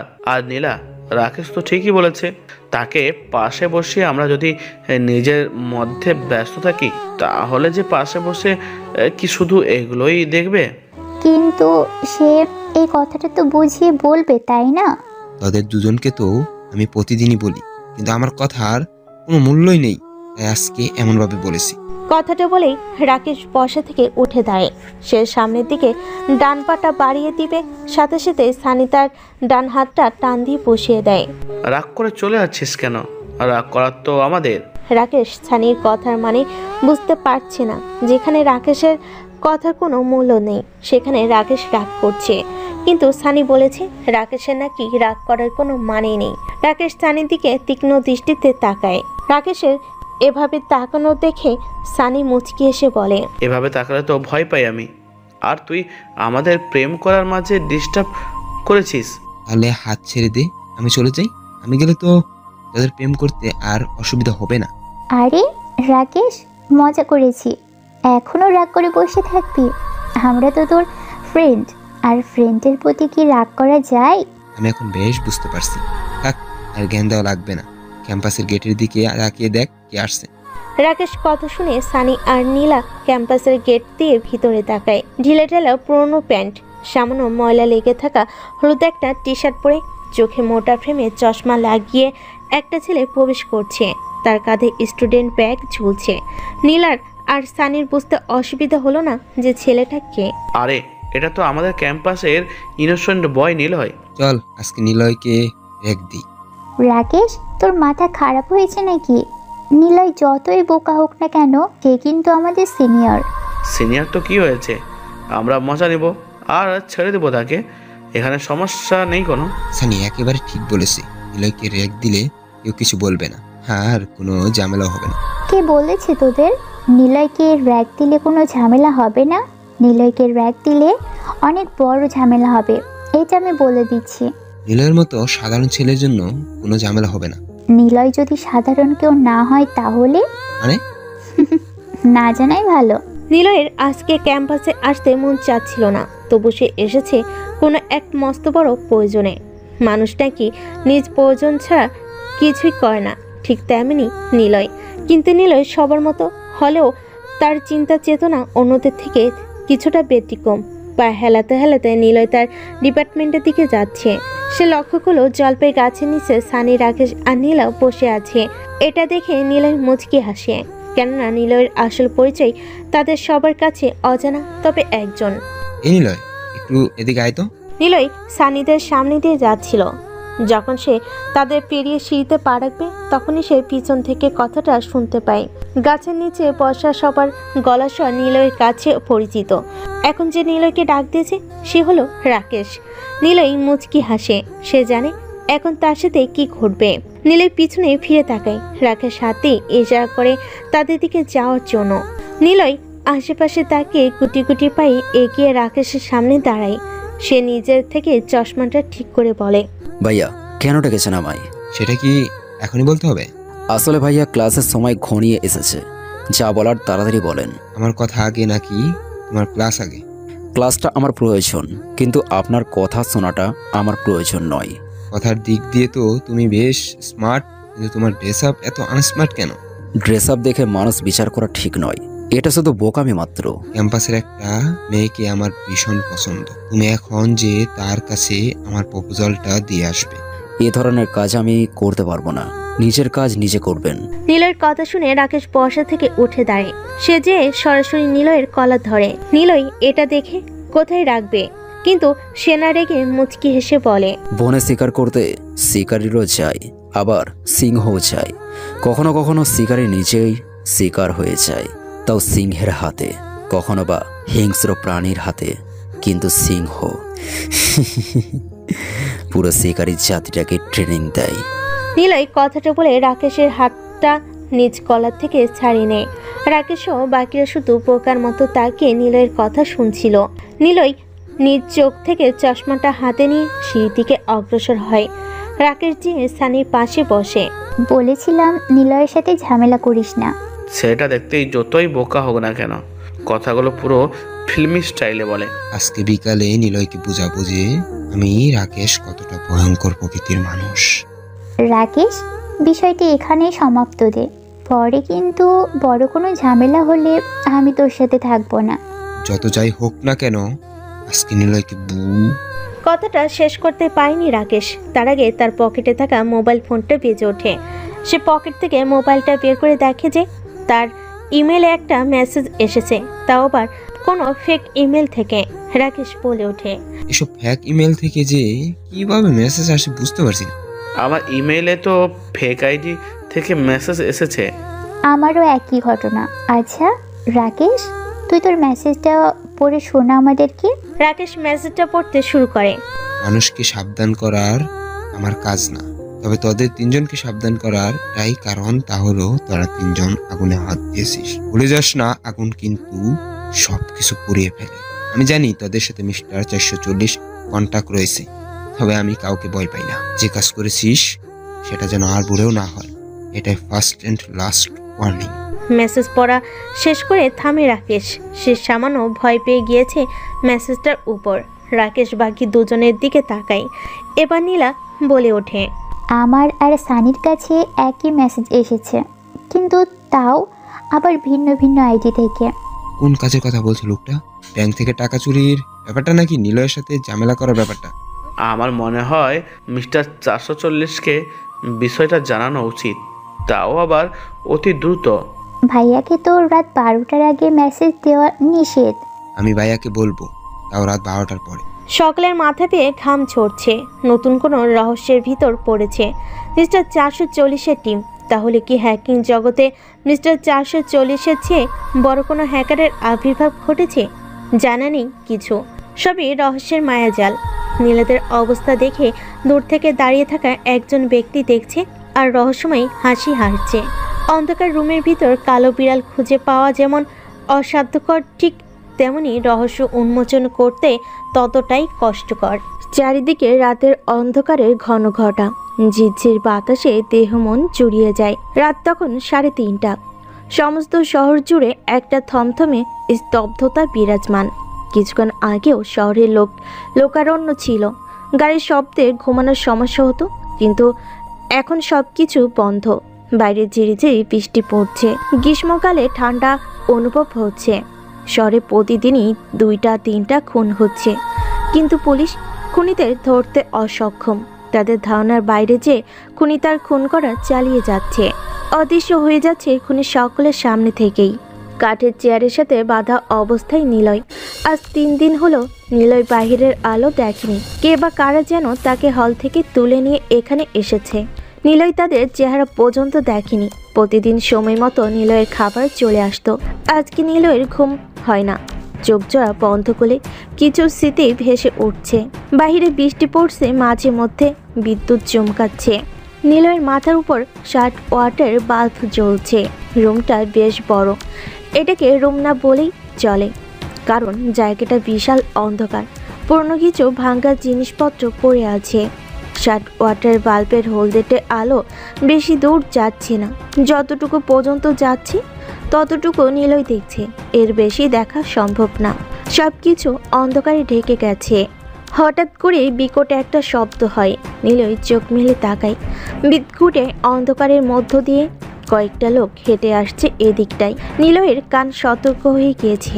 দূরের শব্দ এখন তার কাছে অতি নিকটে মনে হচ্ছে। 5 জন লোক এসে নিলয়ের সামনে দাঁড়ায়। নিলয় ভালো করে তাকায়। লোকগুলোর দিকে 3 জন লোক তার অতি পরিচিত, আর 2 জনকে চিনে না নিলয়। চিনতেও চায় না এরা কারা। কি অবস্থা নিলয়? ও সরি মিস্টার 440। নিলয় বাঁকা হাসে। সামনে দাঁড়িয়ে থাকা লোকগুলোর মধ্যে রবিন উপস্থিত আছে। এখন সেই নিলয়কে উদ্দেশ্য করে কথাটা বলেছে।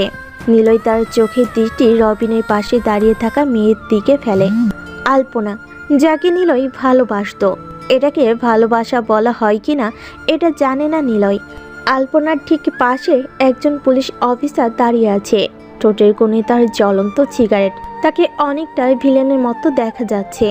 তাদের সকলের পাশে যে 2 জন দাঁড়িয়ে আছে তাদেরকে দেখে মনে হচ্ছে যে এরা পাহারাদার। 2 জনের হাতে AK-47 রয়েছে। এগুলো দেখে যেখানে ভয় পাওয়ার কথা সেখানে নিলয়ের হাসি পাচ্ছে। তবুও নিলয় হাসে না। তবে চেহারায় ভয় পাওয়া একটা ভাব ফুটে উঠেছে। রবিন একটা বাক্স টেনে বসে। মুখে তালা লাগিয়ে কোনো লাভ নেই, কথা বলতে হবে। আমার কাছে বলার মতো কিছুই নেই। বলার মতো অনেক কিছু আছে, যদি তুই সেটা বলিস। আমাকে এখানে ধরে আনা হয়েছে কেন? 300 কোটি টাকা কোথায় আছে সেটা জানার জন্য। কথাটা শোনা মাত্রই শব্দ করে হেসে ওঠে নিলয়।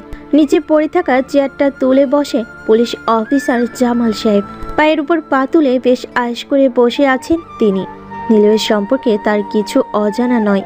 আলপনা এখনো দাঁড়িয়ে আছে, এটা দেখে নিলয় বলে, আলপনা দাঁড়িয়ে থাকলে অযথা পায়ে ব্যথা করবে, আর এর চেয়ে ভালো হবে আমাকে ছেড়ে দিয়ে ফাঁকা চেয়ারটায় তুমি বসে পড়ো। এখানে বসার জন্য আসিনি, অযথা কথা না বলে যা জিজ্ঞেস করেছে সেটার উত্তর দে। উত্তর নেই আমার কাছে। আমি ভুল শুনিনি তো? নিলয়ের কাছে এমন কোনো প্রশ্ন আছে যেটার উত্তর নেই? এটাও বিশ্বাস করতে হবে আমাকে? আগের নিলয় আর এখনকার নিলয়ের মধ্যে অনেক পার্থক্য রয়েছে, যেটা বোঝার ক্ষমতা তোমাদের নেই। নিলয়, বেশি কথা বলে আমার পছন্দ না। তুই পরিবর্তন হয়েছিস, এগুলো বলে কোনো লাভ নেই। আমার শুধু ওই 300 কোটি টাকার সন্ধান চাই। টাকার ব্যাপারে আমি কোনো কথা বলতে ইচ্ছুক নই। হুট করে জামাল সাহেব তেড়ে আসে নিলয়ের দিকে। কেউ ওনাকে বাধা দেওয়ার চেষ্টা করে না, কারণ সবাই এটা জানে যে জামাল সাহেব খুবই রাগী, অন্তর্মুখী স্বভাবের মানুষ। সবসময় চুপ থাকাই চেষ্টা করে। তিনি যখন নিশ্চুপ থাকে তখন পরিবেশটা শান্ত থাকে, কিন্তু যখনই তিনি রেগে যান তখনই পরিবেশটা অশান্ত হয়ে যায়। জামাল সাহেব চেয়ারের পাশ থেকে নতুন স্টিকটা উঠিয়ে হাতে নেয়। সবাই তাকিয়ে আছে ওনার দিকে। কি করতে চলেছেন উনি? মুহূর্তের মধ্যে তিনি নিলয়ের বাম হাতে জোরে একটা বাড়ি মারে।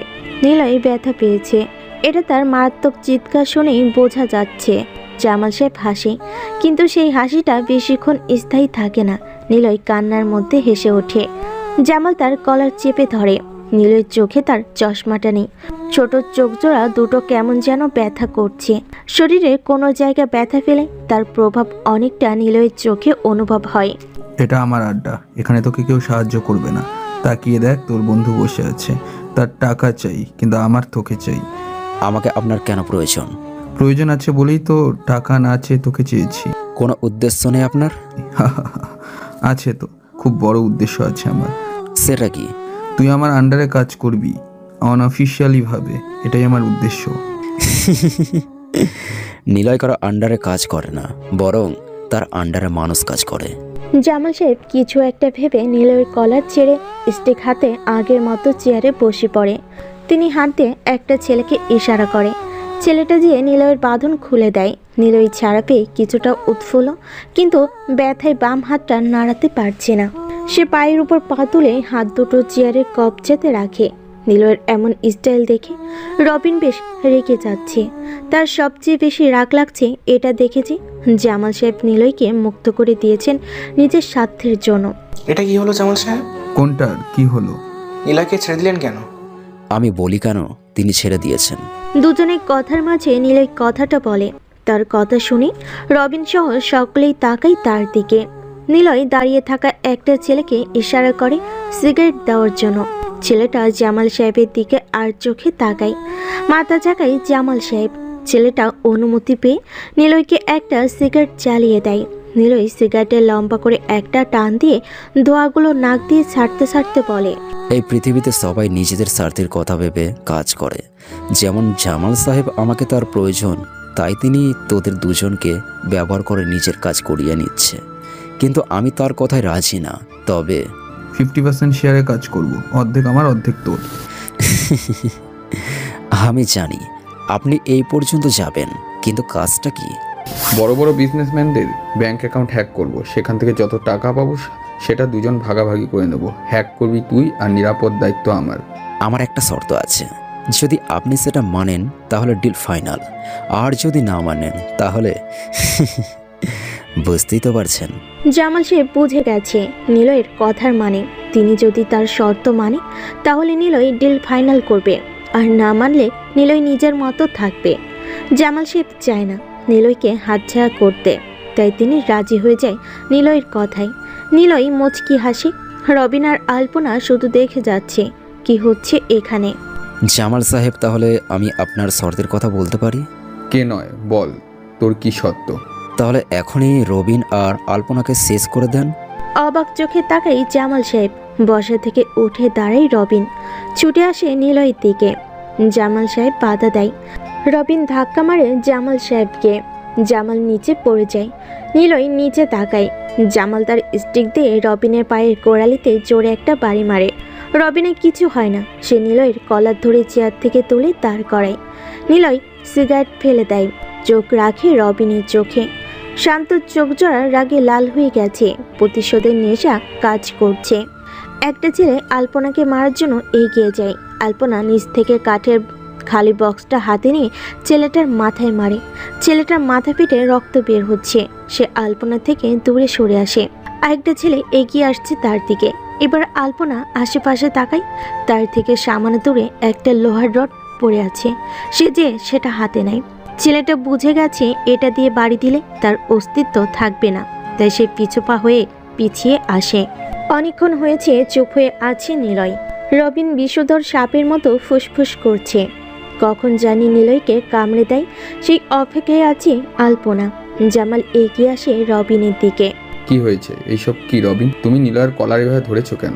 আপনি তখন নিলয়ের কলার ধরেছিলেন, তখন তো আমি কিছু বলিনি, তাহলে এখন আপনি আমাকে বাধা দেওয়ার চেষ্টা করছেন কেন? আমার মুখের উপর কোনো কথা বলবে না। বাহ, আপনি আপনার স্বার্থের জন্য সব করতে পারবেন, আর আমি আমার স্বার্থের জন্য কিছুই করতে পারবো না। এটা কেমন বিচার? রবিন, বেশি বলে ফেলছো তুমি। এর পরিণতি ভালো হবে না বলে দিচ্ছি। সবাই জানে রবিন একটু বেশি কথা বলে। তোর কি চাই? অমায়িক হেসে কথাটা বলে নিলয়। রবিন নিলয়ের মুখের কাছে মুখ নিয়ে বলে, 300 কোটি টাকার সন্ধান। আমি জানি তুই এটাই চাইবি, তাই তোর জন্য আমার পক্ষ থেকে একটা শর্ত আছে। রাজি হলে 300 কোটি টাকা তোর। আমি রাজি, বল কি শর্ত আছে তোর? জামাল সাহেবকে চোখের সামনে শেষ করতে পারলে 300 কোটি পেয়ে যাবি। রাজি আছিস? শব্দ করে হেসে ওঠে রবিন। নিলয়ের কলার ছেড়ে দিয়ে জামাল সাহেবের সামনে দাঁড়িয়ে কতক্ষণ হাসে রবিন। জামাল সাহেব রাগী কণ্ঠে নিলয়ের উদ্দেশ্যে বলে ওঠে, নিলয়, তুই কি আমাদের সাথে গেম খেলছিস? আপনার এমন কথা কেন মনে হলো? তার কারণ অবশ্য তোকে বলে দিতে হবে না। তোর কথায় রবিন আমাকে কিছু করবে না, সেটা আমি ভালো করেই জানি। কে বলেছে নিলয়ের কথা আমি কিছু করব না? জামাল সাহেব, আপনার মূল্য আমার কাছে অতি সামান্য, কিন্তু 300 কোটি টাকার লোভ জেগেছে আমার মনে। ভুল করেছো রবিন। সে নিজেকে আমাদের হাত থেকে বাঁচানোর জন্য এগুলো করেছে। নিলয়ের কথা কান দিও না। জামাল সাহেব, আপনি অতিরিক্ত বুদ্ধিমান, নিজের ভালো সবটাই বুঝেন। তখন তো আমাদের কথা চিন্তা না করে নিলয়ের ডিলে রাজি হয়ে গেলেন, তাহলে এখন আমি কেন আপনার কথায় কান দিব? কথাগুলো বলে রবিন আস্তে আস্তে জামাল সাহেবের দিকে এগিয়ে যায়। জামাল সাহেব তার হাতে থাকা স্টিক দিয়ে রবিনকে বাড়ি মারবে। এমন সময় রবিন সেটা ধরে ফেলে।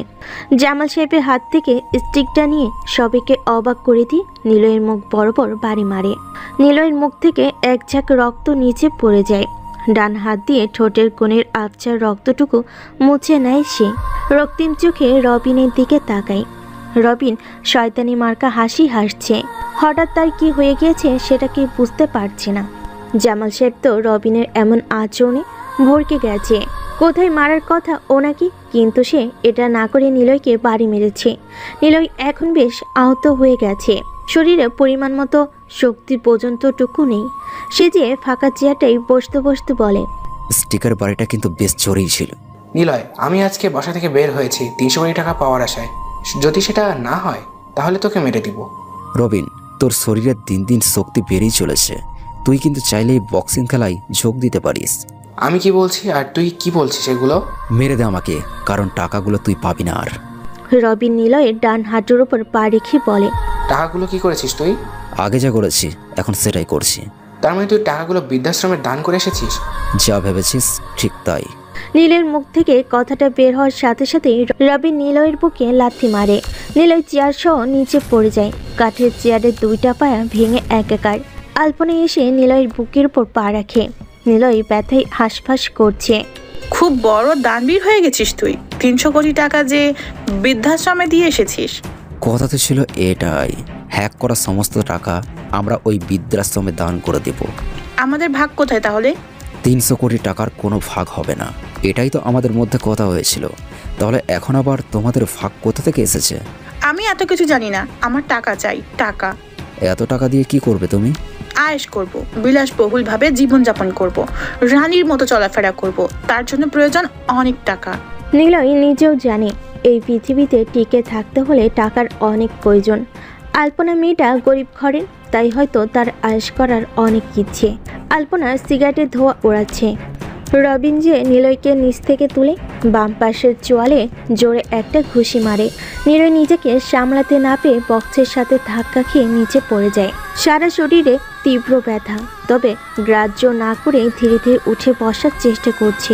নিলয় বুঝতে পারল বিশ্রাম না নিয়ে ওর পক্ষে আর সম্ভব নয়। এত দুর্বল, পা দুটো কাঁপছে। হাঁপানোর ধরনটা যেন শ্বাসকষ্টে ভুগছেন। শ্বাস ছাড়তে সমস্যা না হলেও শ্বাস গ্রহণ করতে সমস্যা হচ্ছে। অনেক চেষ্টার পর বক্সের সাথে হেলেন দিল সেটার গায়ে। চোখ দুটো আপনার থেকে বুঝে আসছে।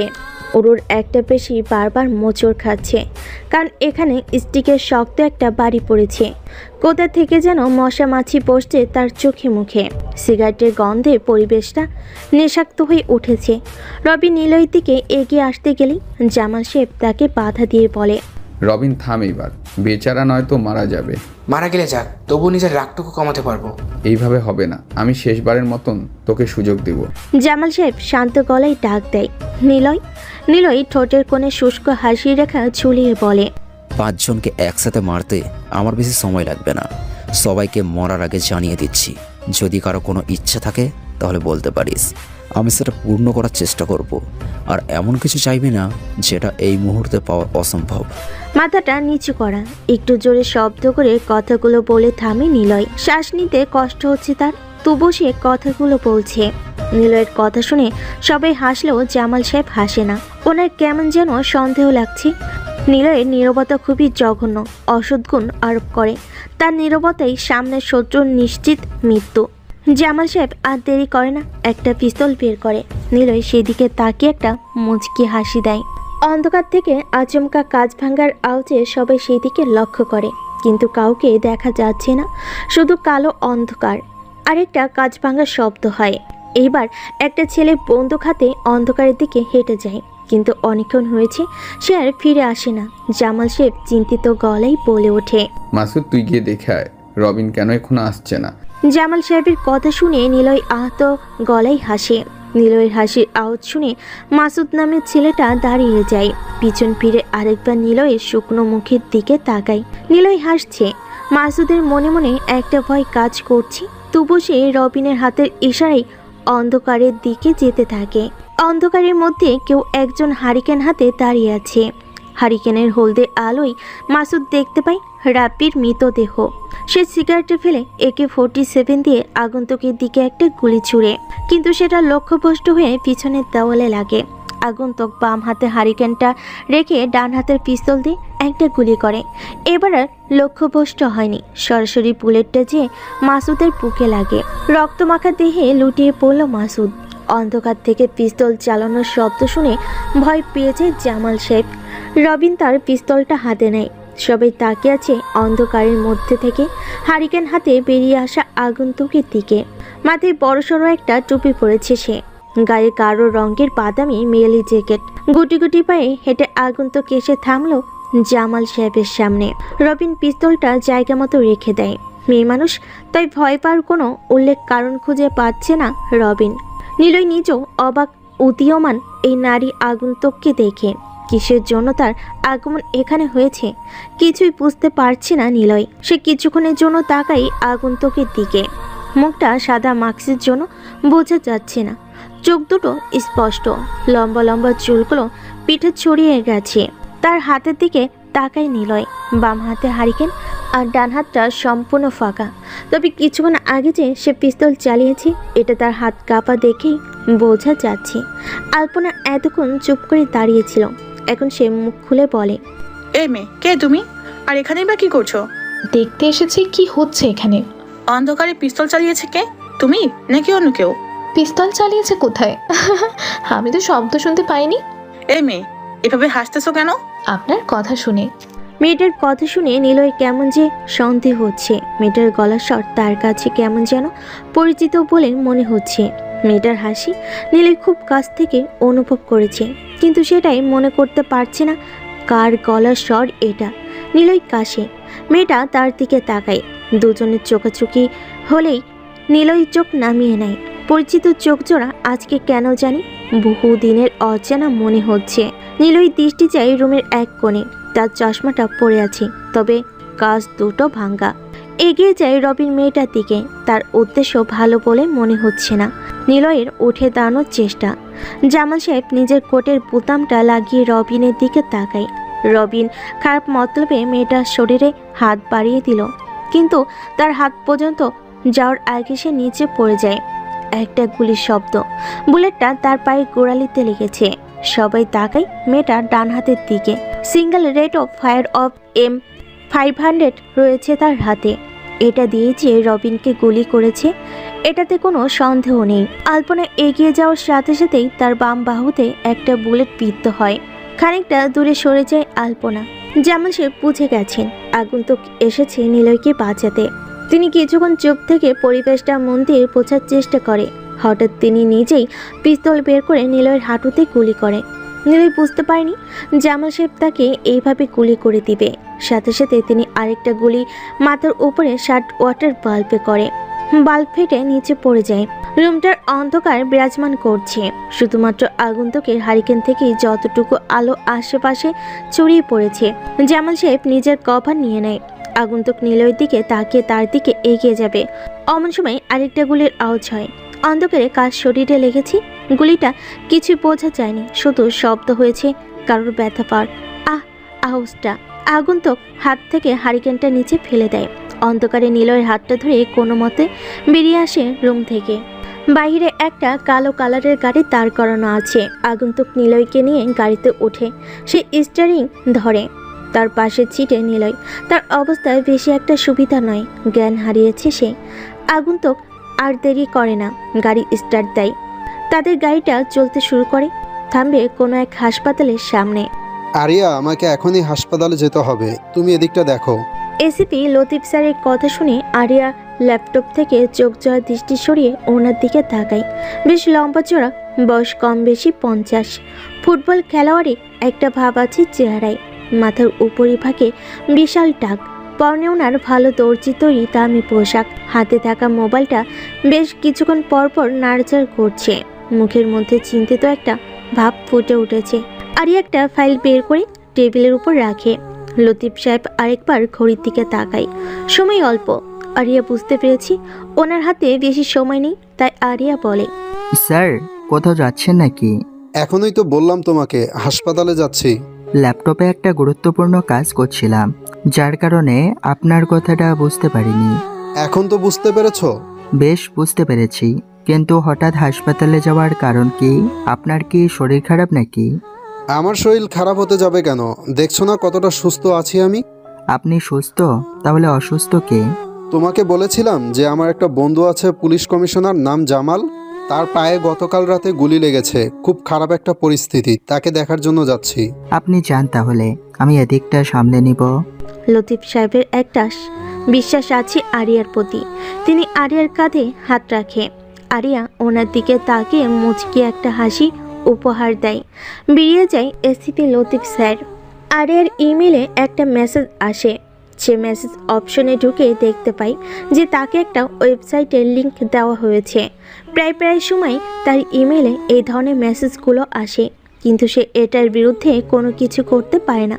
কে করে এই মেসেজ, কার ইমেল থেকে মেসেজ পাঠানো হয় সেটার কোনো চিহ্ন পর্যন্ত নেই।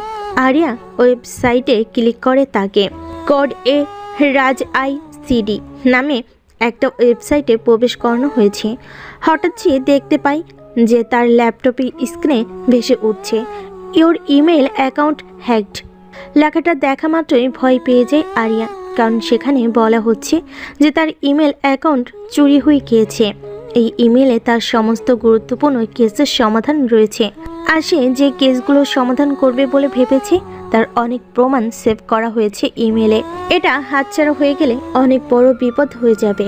সবচেয়ে বড় কথা হচ্ছে এই ইমেল দিয়ে সে মিস্টার 440-এর সাথে কথা বলতো। যদি এগুলো কোনোভাবে লিক হয়ে যায় তাহলে সব কিছু শেষ হয়ে যায়। আরিয়া কিছু বুঝতে না পেরে টেবিলের উপর থেকে মোবাইলটা নিয়ে একটা নাম্বারে ডায়াল করলো, যেটা মিস্টার 440 দিয়ে সেভ করা। ওই পাশ থেকে নাম্বারটা বন্ধ দেখাচ্ছে। চিন্তে পড়ে গেছে আরিয়া। বসে থেকে উঠে দাঁড়িয়েছে। পাশে কেবিন পারভেজের। পারভেজ হচ্ছে জুনিয়র CID অফিসার। এই পর্যন্তও সে অনেক কেসে আরিয়াকে সহায়তা করেছে। আরিয়া পারভেজের কেবিনে ঢোকার সাথে সাথেই পারভেজ নিজের কাজ রেখে বসা থেকে উঠে দাঁড়ায়। আরিয়া হাত দিয়ে বসার জন্য ইশারা করে। পারভেজ নিজের কাজে মনোনিবেশ করে। আরিয়া দ্রুত যে পারভেজের ল্যাপটপে নিজের ইমেলটা লগ ইন করার চেষ্টা করে, কিন্তু বারবার ইনকারেক্ট পাসওয়ার্ড দেখাচ্ছে। আরিয়া বুঝে গেছে হ্যাকার তার মেইলের পাসওয়ার্ড পরিবর্তন করে ফেলেছে। আর কোনো উপায় নেই। মন খারাপ করে সে কেবিন থেকে বেরিয়ে যায়। পারভেজ সেদিকে তাকিয়ে রহস্যময় একটা হাসি দেয়। পকেট থেকে মোবাইলটা বের করে কাউকে ফোন দিয়ে বলে, কাজ শেষ। সে এখন পাগলের মতো নিজের ইমেল আইডিতে ঢোকার চেষ্টা করবে। তুমি তার সমস্ত SMS-গুলো ইনবক্স করে আইডিটা নষ্ট করে দাও। তারপর দেখবে সে কিভাবে কি করে। চাইলেও কিছুই করতে পারবে না। পারভেজের কথা শুনে ওই পাশ থেকে অদৃশ্য আগন্তুক শব্দ করে হাসে। মন খোলা হাসি, যে হাসিতে কষ্টের আভা নেই, শুধু নতুন কিছু ফিরে পাওয়ার উল্লাস। পারভেজ কল কেটে দেওয়ার আগে কলটা কেটে যায়। সে বুঝে গিয়েছে আগন্তুক এখন নিজের কাজে মনোনিবেশ করবে। অযথা কথা বলে সময় নষ্ট করবে না। সময়ের মূল্য খুব কম মানুষ দিয়ে থাকে, তবে সময় অপচয় করার লোকজনের অভাব নেই। পারভেজের মেলে একটা ছোট্ট মেসেজ এসেছে, যেটা দেখে তার ছোট কোণে হাসি রেখা ফুটে ওঠে। তার ব্যাংক অ্যাকাউন্টে টাকা ঢুকেছে। সে জানে কে পাঠিয়েছে এই টাকাগুলো, তবে তার নাম বলতে ইচ্ছুক নয় পারভেজ। রহমান সাহেবের কাছ থেকে ওনার বাইকের চাবি নিয়ে বাইক স্টার্ট দেয় আরিয়া। বাসার উদ্দেশ্যে রওনা দেয় সে। বলে রাখা ভালো, রহমান সাহেব হচ্ছে আরেক জুনিয়র CID অফিসার। অল্প দিনের মধ্যে আরিয়ার সাথে বন্ধুত্বপূর্ণ একটা সম্পর্ক গড়ে উঠেছে ওনার। রহমান সাহেবের বয়স 34-এর অধিক। আরিয়ার থেকে বয়সে অনেক বড় হবে, তবে দুজন দুজনের সাথে বন্ধুসুলভ আচরণ করে। আরিয়া বাসে পৌঁছে গেছে। সোফার উপর হেলান দিয়ে দু পায়ের ওপর ল্যাপটপ রেখে সেটাই মশগুল হয়ে আছে শ্রাবণী। তার পাশে কালো কালারের কফির মগ রাখা। গরম কফি থেকে ধোঁয়াগুলো বাষ্পীভূত হয়ে যাচ্ছে। আরিয়াকে এইভাবে চিন্তিত হয়ে আসতে দেখে সে মুচকি এসে জিজ্ঞেস করে, মিস্টার আরিয়া, আজকে হঠাৎ অফিস থেকে এই অসময়ে আসার কারণটা কি জানতে পারি?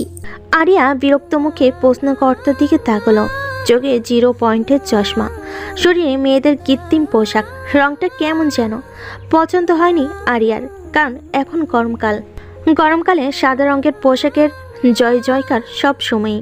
গরমে সাদা ও অন্যান্য হালকা রঙের পোশাক আরামের পাশাপাশি চোখের প্রশান্তি দেয়। হালকা গোলাপি, বেগুনি, হালকা নীল, আকাশি, ধূসর রঙের পোশাক প্রাধান্য। কিন্তু কৃত্রিম পোশাক আশাক গরমের জন্য মানে না। এমনিতে বেশ গরম, তার সাথে কৃত্রিম পোশাকের আলাদা একটা গরম সহ্য করা যায় না। শ্রাবণী কিভাবে এমন পোশাক পরে আছে বুঝতে পারছে না আরিয়া। শ্রাবণীর হাতে ল্যাপটপ দেখে খুশি হয়ে যায় আরিয়া। এগিয়ে যেয়ে সোফাইকা এলিয়ে দেয়। শ্রাবণী আগ্রহ নিয়ে প্রশ্নের উত্তরের জন্য অপেক্ষা করছে। এটা বুঝতে পেরে আরিয়া বলে, শ্রাবণী, হ্যাকিং সম্বন্ধে তোমার কোনো জ্ঞান আছে? হঠাৎ এমন প্রশ্ন কেন? আমার প্রশ্নের সময় অসময় নেই। যখন মাথায় প্রশ্ন ঘুরপাক খায় তখনই প্রশ্ন করে ফেলি। আমি আবার আপনার মতো নয়, যখন তখন প্রশ্নের জবাব দেই না। বললে না যে হ্যাকিং সম্বন্ধে তোমার কোনো জ্ঞান আছে নাকি? তেমন কিছু জানা নেই এই সম্বন্ধে, তবে সামান্য ধারণা আছে। ও আচ্ছা। ইন্টারনেট জগতে কি আপনার কোনো কিছু হ্যাক হয়ে গিয়েছে নাকি? বলতে পারো। যেমন? আমার ইমেল আইডি হ্যাক হয়ে গিয়েছে। বিস্মিত হলো শ্রাবণী কথাটা শোনা মাত্রই। তবে একটা ব্যাপার চিন্তা করে তার সামান্য হাসিও পায়, কারণ আরিয়া একজন সিআইডি অফিসার। তাদের টিমে কাজ করে নিলয় নামের বিখ্যাত হ্যাকার। সে থাকতেও কিভাবে আরিয়ার আইডি হ্যাক হয়ে গিয়েছে এটা ভেবে হাসে শ্রাবণী। তার হাসি দেখে বিরক্তি প্রকাশ করে আরিয়া। আপনার টিমে তো বিশ্ববিখ্যাত হ্যাকার আছে, কি যেন নাম তার? নিলয়। সে থাকতেও কিভাবে হ্যাক হয়ে গেল আপনার আইডি? আমিও বুঝতে পারছি না। তাহলে নিলয়কে জানান আপনার সমস্যার কথা। রাত 12টার সময় ছাড়া অন্য কোনো সময় তার সাথে যোগাযোগ করা যায় না, কিন্তু এতক্ষণে হ্যাকার আমার গুরুত্বপূর্ণ কেসের প্রমাণগুলো নিয়ে নিবে।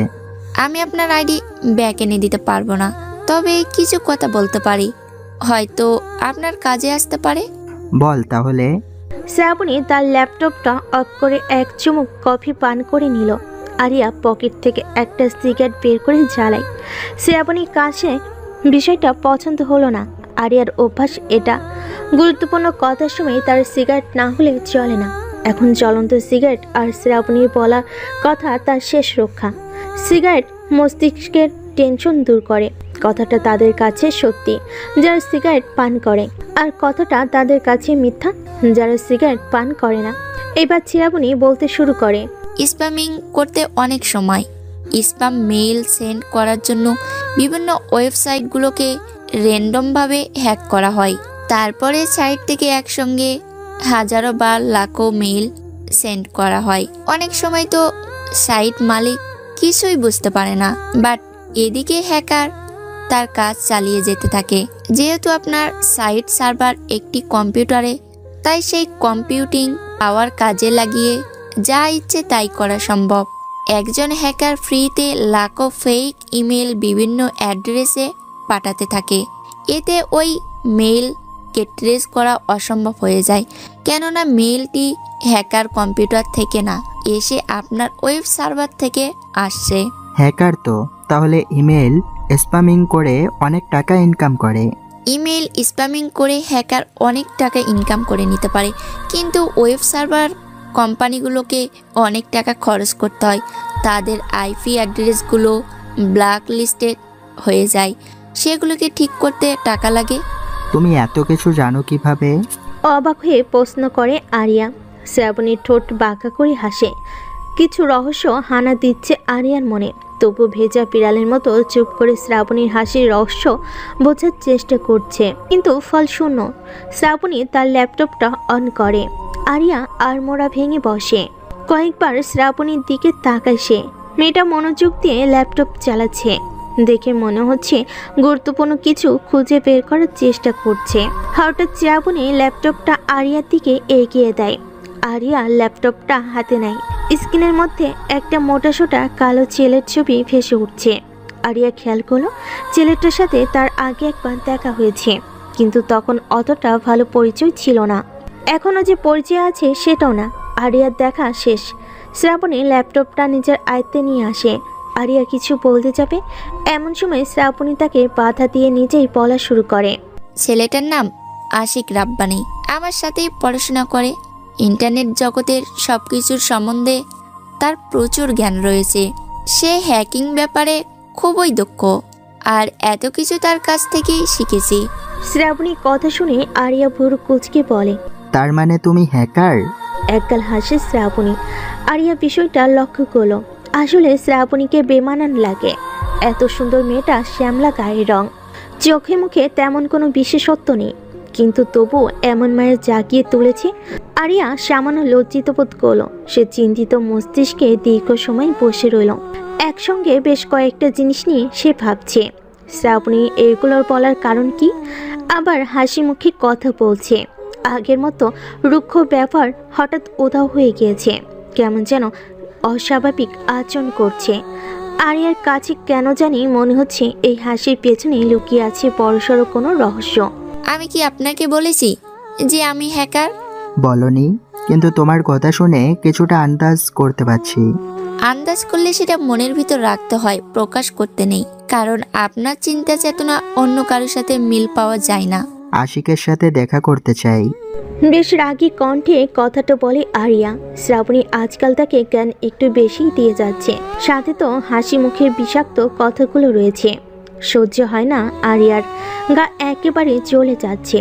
তবে সেটা সে বুঝতে চেষ্টা করছে তার রাগী কণ্ঠের মাধ্যমে। স্থির হয়ে বসে শ্রাবণী বলে, আশিকের সাথে দেখা করিয়ে দেব, সমস্যা নেই। তবে একটা শর্ত আছে আমার। শর্ত থাকতেই পারে, আমার কোনো সমস্যা নেই, আমি রাজি। ভেবে বলেছেন তো?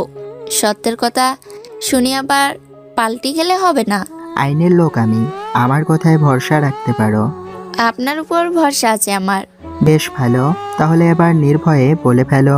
শ্রাবণী একটু সময় নেই কথাটা বলতে।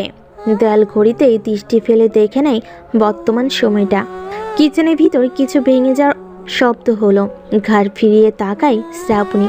পাশের বাসার বিড়ালটা কিচেন থেকে বেরিয়ে আসছে। শ্রাবণীর বুঝতে অসুবিধা হলো না যে বিড়ালটা কিছু একটা নিচে ফেলে দিয়েছে। আরিয়া হাতে বিড়াল তাড়ানোর চেষ্টা করছে। এর মধ্যে শ্রাবণী বলে ওঠে, মিস্টার নিলয়কে আমার সাথে পরিচয় করিয়ে দিতে হবে, তারপর আমি আশিকের সাথে আপনার পরিচয় করিয়ে দিব। আরিয়া সরু চোখে তাকিয়ে শ্রাবণীর দিকে। ডান হাতটা দিয়ে লম্বা চুলগুলো ঠিক করে নেয়। বাম হাতের আঙ্গুলের ফাঁকে থাকা জ্বলন্ত সিগারেটে আরেকটা টান দিয়ে নির্বিঘ্নে ধোঁয়াগুলো ছাড়তে থাকে। আরিয়া স্বাভাবিকভাবে সিগারেট টানছে। শ্রাবণী ভেবেছিল আরিয়া কথাটা শুনে অবাক হয়ে অস্বাভাবিক আচরণ করবে, কিন্তু সে কিছুই করছে না। শ্রাবণী কিছু বলতে যেও থেমে যায়। আরিয়া সিগারেটের প্রায় শেষ পর্যায়ে। সে বসা থেকে উঠে দাঁড়ায়। একবার শ্রাবণীর ওপর দৃষ্টি ফেলে হাঁটা ধরে মেন দরজার দিকে। শ্রাবণীর আগে ফুসফুস করছে। ল্যাপটপটা পাশে রেখে সোফার নরম কাপড়ে খামচে ধরেছে। রাগে তার চোখ মুখ লাল হয়ে গিয়েছে। বিষয়টা আরিয়া পিছ ফিরে দেখে নিয়েছে, কিন্তু কোনো শব্দ না করে মুচকি হেসে বাসা থেকে বেরিয়ে যায়। নিলয়দের ভবনের দক্ষিণ দিকে দোতলা একটা ছোটখাটো ভবন রয়েছে। নিলয় একাকী সিঁড়ি বেয়ে উপরে উঠছে। ছোট ছোট খোপ খোপ জানালার মতো। আলো বাতাস আসা যাওয়ার জন্য এই ভবনটা অতি পুরনো। নিচতলার দারোয়ান ছাড়া অন্য কেউ থাকে না। উপরের তলায় ভূতের ভয়ে কেউ যাওয়া আসা করে না। প্রায় 20 বছর আগে একজন ছাত্র আত্মহত্যা করেছে এই ছাদে এসে। সেটার ভয়ে মূলত কেউ আসে না এখানে। কেউ কেউ বলে থাকে মারা যাওয়া ছাত্রের আত্মা এখনো ঘুরে বেড়ায়। নিলয় তা বিশ্বাস করে না। সিঁড়ির একেবারে শেষ প্রান্তে এসে দরজার সামনে দাঁড়ায় সে। খিড়কি লাগানো, অনেকদিন ধরে মনে হয় খোলা হয় না। নিলয় শক্তি খরচ করে দরজাটা খুলে। সাথে সাথে এক ঝটকা বাতাস এসে তার চোখে মুখে লাগে। ভীষণ ভালো লাগার অনুভূতি কাজ করে তার মনে। বিস্তীর্ণ খালি জায়গা, তবে অতটা খোলামেলা নয়। ছাদে ভালো পরিমাণ ময়লা জমে আছে। নিলয় যে ছাদের এক কোণে দাঁড়ায়। এখান থেকে বেশ ভালো করে লক্ষ্য করা যাচ্ছে দূরের জলাভূমি। নিলয় পকেট থেকে তার মোবাইলটা বের করে। 2 দিন যাবৎ সেটা বন্ধ ছিল। মোবাইল অন করতেই অনেকগুলো মেসেজ কল নোটিফিকেশন আসা শুরু করেছে। অনেক পরিচিত মানুষেরা নিলয়ের সাথে যোগাযোগ করার চেষ্টা করেছে, কিন্তু কেউ সেই পর্যায়ে যেতে পারেনি। অচেনা একটা নাম্বার থেকে অনেকগুলো কল এসেছে, প্রায় 40টির মতো। নম্বরটা দেখে মনে হচ্ছে এটা প্রাইভেট নাম্বার। নিলয় কপি করে নাম্বারটা একটা ওয়েবসাইটে ঢুকে সেটাই পেস্ট করে। নাম্বারের সমস্ত ডিটেলস চলে আসে। মনে মনে হাসে নিলয়। এখন তার কাছে স্পষ্ট হয়ে গিয়েছে যে কে তাকে কল দিয়েছিল। পরিচিত আগন্তুক। এই নিলয়, তুমি কি পাগল? পিছন থেকে কোনো মেয়ের মুখ থেকে নিজের নামের পাশে পাগল উপাধি পেয়ে দ্রুত ঘাড় ঘুরিয়ে তাকায় নিলয়। আকাশি রঙের একটা শাড়ি পরা অবস্থায় দাঁড়িয়ে আছে শারমিন। ম্যাডাম। নিলয় দ্রুত মোবাইল পকেটে রেখে দেয়। শারমিন এগিয়ে আসছে নিলয়ের দিকে। মাথায় কোনো সমস্যা আছে নাকি? এমন পা নিয়ে রুম থেকে বের হয়েছো কেন? নিলয় কোনো কথা বলে না, চুপ করে দাঁড়িয়ে আছে। দৃষ্টি তার শারমিনের চিকন কোমরের দিকে। কালো একটা তিল নিলয়কে আকর্ষণ করছে। সে কাঁপা কাঁপা হাতে কোমরের দিকে হাত বাড়িয়ে দেয়। শারমিন এতক্ষণ খেয়াল না করলেও এখন খেয়াল করেছে ব্যাপারটা। নিলয় কোমরে হাত দেওয়ার আগে শারমিন তার হাতটা ধরে ফেলে। লজ্জে পড়ে যায় নিলয়। মুচকি হাসে শারমিন। দুজন কিছুক্ষণ চুপ করে থাকে। নিলয় চশমাটা ঠিক করে নেয়। নতুন চশমা, তাই একটু সমস্যা হচ্ছিল। কিছুক্ষণ পর শারমিন বলতে শুরু করে। কথা বলছো না যে? কি বলবো? কোনো কথা বলার নেই বুঝি? কিছু কথা মনের ভিতর লুকিয়ে রাখতে হয়। প্রকাশ করো আমার কাছে। সময় হলে প্রকাশ করব, তখন আপনাকে আর বলতে হবে না। আমাকে আপনি করে না বললে খুশি হব। ম্যাডামকে আপনি না বলে কি বলবো?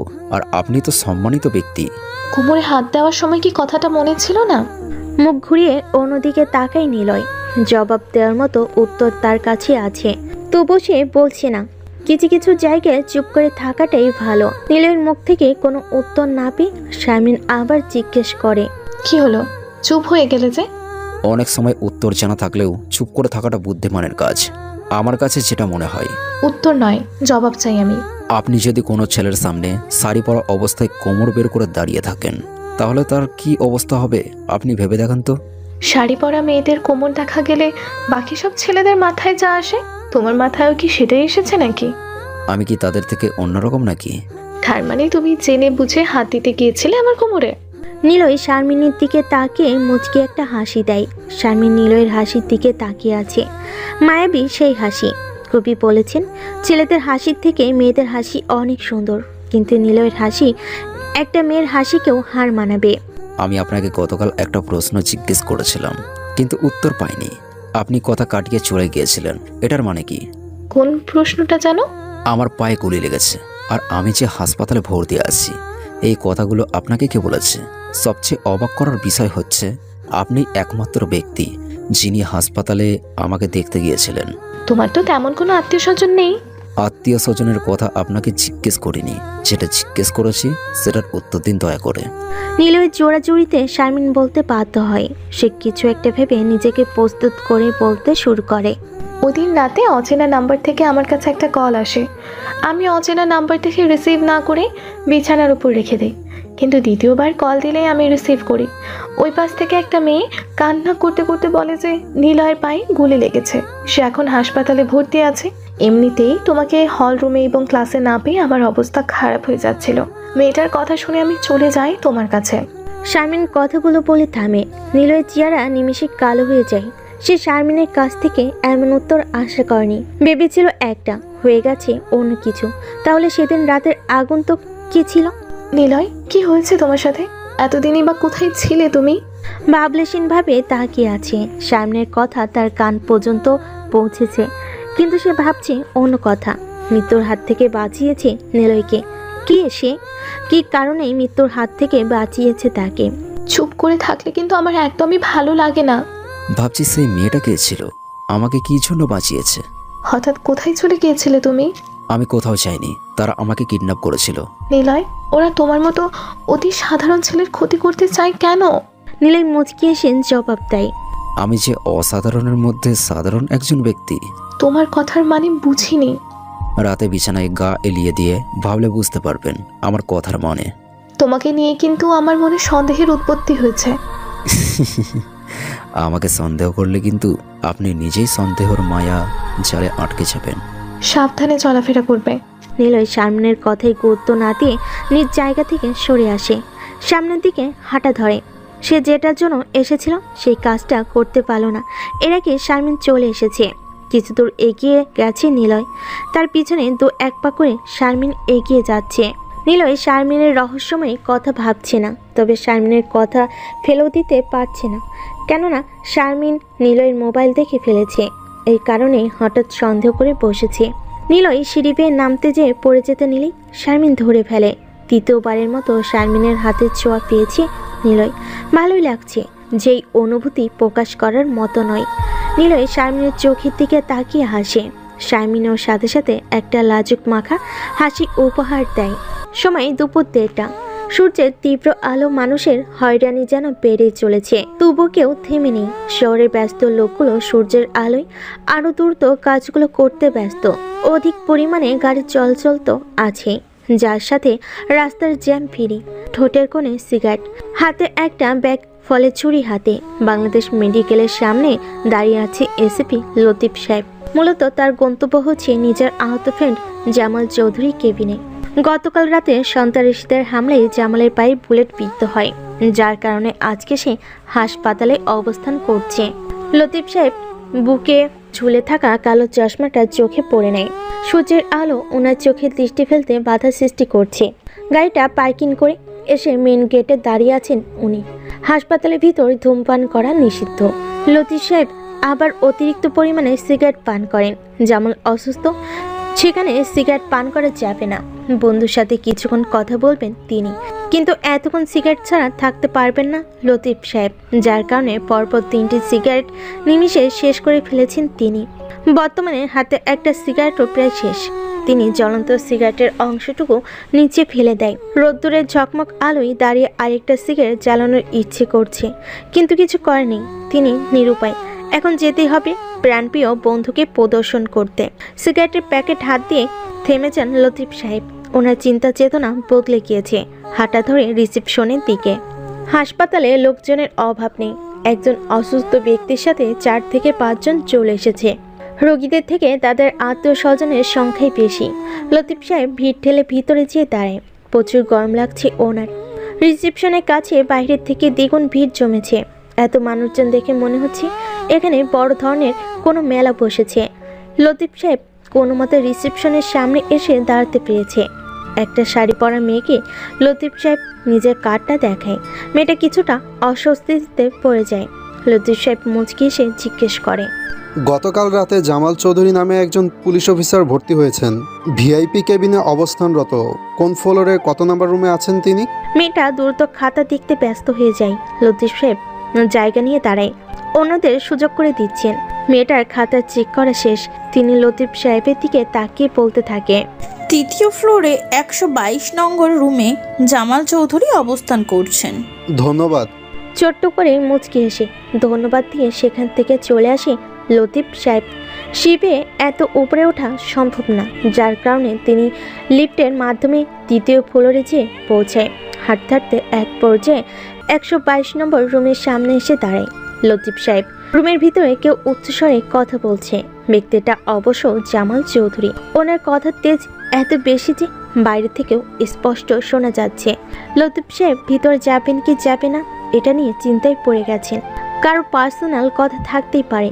জামাল সাহেব যতই ওনার বন্ধু হোক, প্রফেশনের দিক থেকে দুজন আলাদা।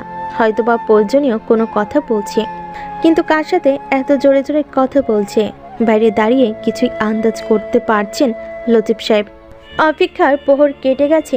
বেশ বিরক্ত বোধ করছেন লতিফ সাহেব। আর অপেক্ষা করা যাবে না, মনে মনে ঠিক করে নেন তিনি। ওনার নিজেরও কাজকর্ম আছে। সারাক্ষণ হাসপাতাল থাকলে তো আর হবে না। রুমের দরজা ঠেলে ভিতরে প্রবেশ করেন তিনি। জামাল সাহেব কাউকে লক্ষ্য করলেন না উনি। মস্ত বড় রুমের মাঝামাঝি দিয়ে 3টা বেড রাখা আছে। এর মধ্যে থেকে উত্তর পাশটায় শুয়ে আছে জামাল। লতিফ সাহেব ফলের ঝুড়িটা একটা টেবিলের উপর রাখে। বেডের পাশে একটা চেয়ার রাখা আছে। তিনি চেয়ার টেনে বসে। জামাল অন্যদিকে মুখ ফিরিয়ে শুয়ে আছে। লতিফ কয়েকবার গলা ঘেঁষে জামালের অ্যাটেনশন নেওয়ার চেষ্টা করলো, কিন্তু জামাল মুখ ফিরাচ্ছে না। লতিফ বিরক্তিকর একটা নিঃশ্বাস ছেড়ে জামালকে ডাকতে শুরু করে, জামাল কিভাবে কি হয়েছে আমাকে বল। এবার জামাল মুখ ফিরিয়ে তাকায় লতিফের দিকে। গতকাল রাতে একটা গোপন মিশন আছে। আমি আমার টিম মেম্বারদের নিয়ে সন্ত্রাসীদের বিপক্ষে গুলি চালিয়েছি, কিন্তু হঠাৎ করে একটা বুলেট এসে আমার পায়ে লাগে। এরপর আর কিছু মনে নেই আমার। 11টার দিকে জ্ঞান আসলে তোকে কল দিয়ে জানাই আমার করুণ অবস্থা। আমার সাথে মিথ্যা কথা বলছিস কেন? আমি তোর সাথে মিথ্যা বলতে যাব কেন? কারণটা আমি বলবো নাকি তুই নিজেই বলবি, কোনটা? জামাল বিস্মিত হয়ে তাকায় লতিফের দিকে। লতিফ পকেট থেকে একটা সিগারেট প্যাকেট বের করে বেডের উপর রাখে। জামাল উঠে বসে, পিছনের দিকে হেলান দেয়। লতিফ একটা সিগারেট জ্বালিয়ে জামালের দিকে এগিয়ে দেয়। জামাল সিগারেটের ছোট্ট করে একটা টান দিল। এতক্ষণ তার মাথা ভন ভন করছিল। একজন নার্সের কাছে সিগারেট চেয়েছিল, কিন্তু নার্স সিগারেটের ব্যবস্থা না করে একটা ট্যাবলেট দিয়ে চলে গেল। সিগারেট না পেয়ে ট্যাবলেট খেয়ে মাথা ব্যথা দূর করার চেষ্টা করলো, কিন্তু কাজের কাজ কিছুই হলো না। এতক্ষণ পর সিগারেটের টান দিয়ে জামালের মাইন্ড ফ্রেশ হয়ে গেছে। দুই বন্ধু একসাথে বসে সিগারেট টানছে, কিন্তু কেউ কোনো কথা বলছে না। জামালের বলা কথা লতিফের বিশ্বাস হয় না, আর লতিফের কথার জবাব জামাল দিতে পারে না। লতিফ, তোর সাহায্য আমার অতি বেশি প্রয়োজন। এখন নিজেকে বড় একা একা মনে হচ্ছে রে। সিগারেটে ধোঁয়া ছাড়তে ছাড়তে লতিফ বলে, আমার বন্ধুর সাহায্য চাই আর আমি তাকে সাহায্য করব না, এটা হয় নাকি? আমি অবশ্যই তোরে সাহায্য করব। বল, কি হেল্প করতে পারি তোকে আমি? আনঅফিশিয়ালি ভাবে একটু খুন করতে হবে। কার উইকেট ফেলতে হবে? একটা পাগলা হাতিয়া। ছবি বা তার কোনো বায়োডাটা আছে তোর কাছে? শুনে তোকে একটা প্রশ্ন জিজ্ঞেস করি। আচ্ছা, জিজ্ঞেস কর। জামাল সাহেব কয়েকটা টান দিয়ে একটু ভাবুক হয়ে বলতে থাকে, তোদের ডিপার্টমেন্টে একটা ছেলে আনঅফিশিয়ালি ভাবে কাজ করে। হ্যাকিং সম্বন্ধে তার খুব ভালো ধারণা আছে। নাম তার নিলয়। আমি কার সাথে কথা বলছি আশা করি তুই বুঝতে পারছিস। বুঝতে পেরেছি। তাই এখানে নিলয়ের বিষয়ে কথা আসছে কেন? এই জন্যই আসছে কারণ নিলয়কে আমি তোর মাধ্যমে মারতে চাই। কি? দাঁড়িয়ে যায় লতিফ সাহেব। রাগে তিনি লাল হয়ে গেছে। জামাল ঠোঁটের কোণে হাসি রেখা ফুটিয়ে লতিফকে বসতে বলে। কোনো মতে শান্ত হয়ে বসেন তিনি। সিগারেটে আরেকটা টান দিয়ে মাইন্ডটা ফ্রেশ করে নেন।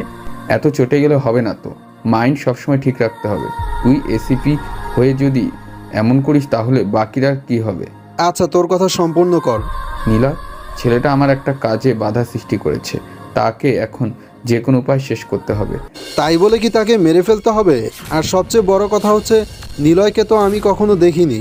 তুই দেখিসনি তো কি হয়েছে? আমি তো দেখেছি। তুই কিভাবে দেখেছিস? সে তো সবসময় নিজের পরিচয় গোপন করে রাখে। লতিফের কথা শুনে জামাল উচ্চ স্বরে হাসে। লতিফ জামালের দিকে তীক্ষ্ণ দৃষ্টিতে তাকায়। সে বুঝতে পারছে না তার কথা শুনে জামাল এইভাবে কেন হাসতেছে। তুই এইভাবে হাসবি না তো, ভীষণ বাজে দেখায়। আমার হাসি বাজে না, মূলত তুই বিরক্ত বোধ করছিস। এমন কিছু না, কথার মাঝে রহস্য রেখে চুপ মেরে থাকা মোটেও আমার ভালো লাগে না। নিলয়কে মারতে আমার সাহায্য করবি তো? নিলয়কে মেরে আমার লাভ কি? 50 কোটি টাকা পাবি। একজন ব্যক্তির জন্য এত টাকা? রহস্যটা কি বলতো? অবাক হওয়ার কিছু নেই, আর রহস্য উন্মোচন করার কিছু নেই। আমি যেটা বলবো সেটাই বল তুই। কাজটা কিভাবে করব আর সময় কতদিন লাগবে? নিলয় কিন্তু সাধারণ কেউ না, সাইবার জগতের সবচেয়ে ক্ষমতাশালী হ্যাকার। তাকে মারতে কিছু পরিমাণের মাইন্ড গেম খেলতে হবে। আমি এত কিছু বুঝি না, আমার চাই টাকা, বিনিময়ে নিলয় তোর। আমি সুস্থ হয়ে প্ল্যানটা তোকে বলবো, ততদিন তুই তোর টিমকে প্রস্তুত কর। মাথা ঝাঁকায় লতিফ। জামাল সিগারেটের পুরো অংশটা জানালা দিয়ে বাইরে ফেলে দেয়। বসা থেকে উঠে দাঁড়ায় লতিফ। একবার নিজের বন্ধুর দিকে তাকিয়ে রহস্যময় মুচকি হাসিতে বেরিয়ে যায় রুম থেকে। জামান নিলয়কে মারার প্ল্যান সাজাতে থাকে। রাত তখন বরাবর 12টা। বিছানার উপরে ফোন শব্দ করে বেজে ওঠে। ল্যাপটপটা টেবিলের উপর রেখে মোবাইল হাতে নেয় নিলয়। অচেনা নাম্বার থেকে কলটা এসেছে। কলটা রিসিভ করবে কি করবে না এটা নিয়ে চিন্তায় পড়েছে সে। এক পর্যায়ে কলটা কেটে যায়। মোবাইলে বিছানার উপর রাখতে যাবে এমন সময় আবার বেজে ওঠে। অবশেষে ভয়েসটা চেঞ্জ করে রিসিভ করে সে। ওই পাশ থেকে একটা মেয়ের হাসির শব্দ ভেসে আসে নিলয়ের কানে। নিলয় চুপ করে আছে। আমি ভুল না হলে ওই পাশের ব্যক্তিটা মিস্টার 440। অপরিচিত মেয়ের মুখ থেকে নিজের পরিচিত নাম শুনে কেঁপে ওঠে নিলয়। এটা ভয় নাকি বিপদের আশঙ্কা কিছুই বুঝতে পারছে না সে। অপরিচিত মেয়েটা ভয়েস চেঞ্জ করে কথা বলছে। নিলয় কল রেকর্ডিংটা দেখতে পায় না। এটা প্রাইভেট নাম্বার, যার কারণে কল রেকর্ড করা সম্ভব নয়। মেয়েটা এইবার বলতে শুরু করে, কথা না বললে সমস্যা নেই, তবে এতটুকু বলতে চাই যে আপনার সম্বন্ধে আমি অনেক কিছুই জেনে গিয়েছি। ঢাকা বিশ্ববিদ্যালয়ে পড়াশোনা করেন এবং শহীদুল্লাহ হলে থাকেন। এতটুকু যেহেতু জানা আছে আমার, সেহেতু কত নম্বর রুমে অবস্থান করছেন এটা জানা কোনো বিষয়ই না। এতদিন আপনি মানুষকে রহস্যের ভিতর রেখেছেন, আজকের পর থেকে আমি আপনার ডিকশনারির রহস্যময় ব্যক্তি হয়ে থাকব। বেঁচে থাকলে আগামীকাল আপনার সাথে দেখা হবে। আমি আপনার সামনে দিয়ে ঘোরাঘুরি করব, কিন্তু আপনি আমায় চিনতে পারবেন না। আবার কথা হবে আপনার সাথে কোনো এক চেনা পরিচিত গভীর রাতের আধারে। নিলয় কিছু বলার আগেই কলটা কেটে যায়। কিছুটা সে মোবাইলটা বিছানার উপর রেখে চেয়ারে যেয়ে বসে পড়ে আর ভাবতে থাকে মেয়েটার ব্যাপারে। কে অপরিচিত মেয়ে, সত্যি নিলয়ের ডিকশনারির রহস্যময় একজন ব্যক্তি হয়ে গিয়েছে মেয়েটা।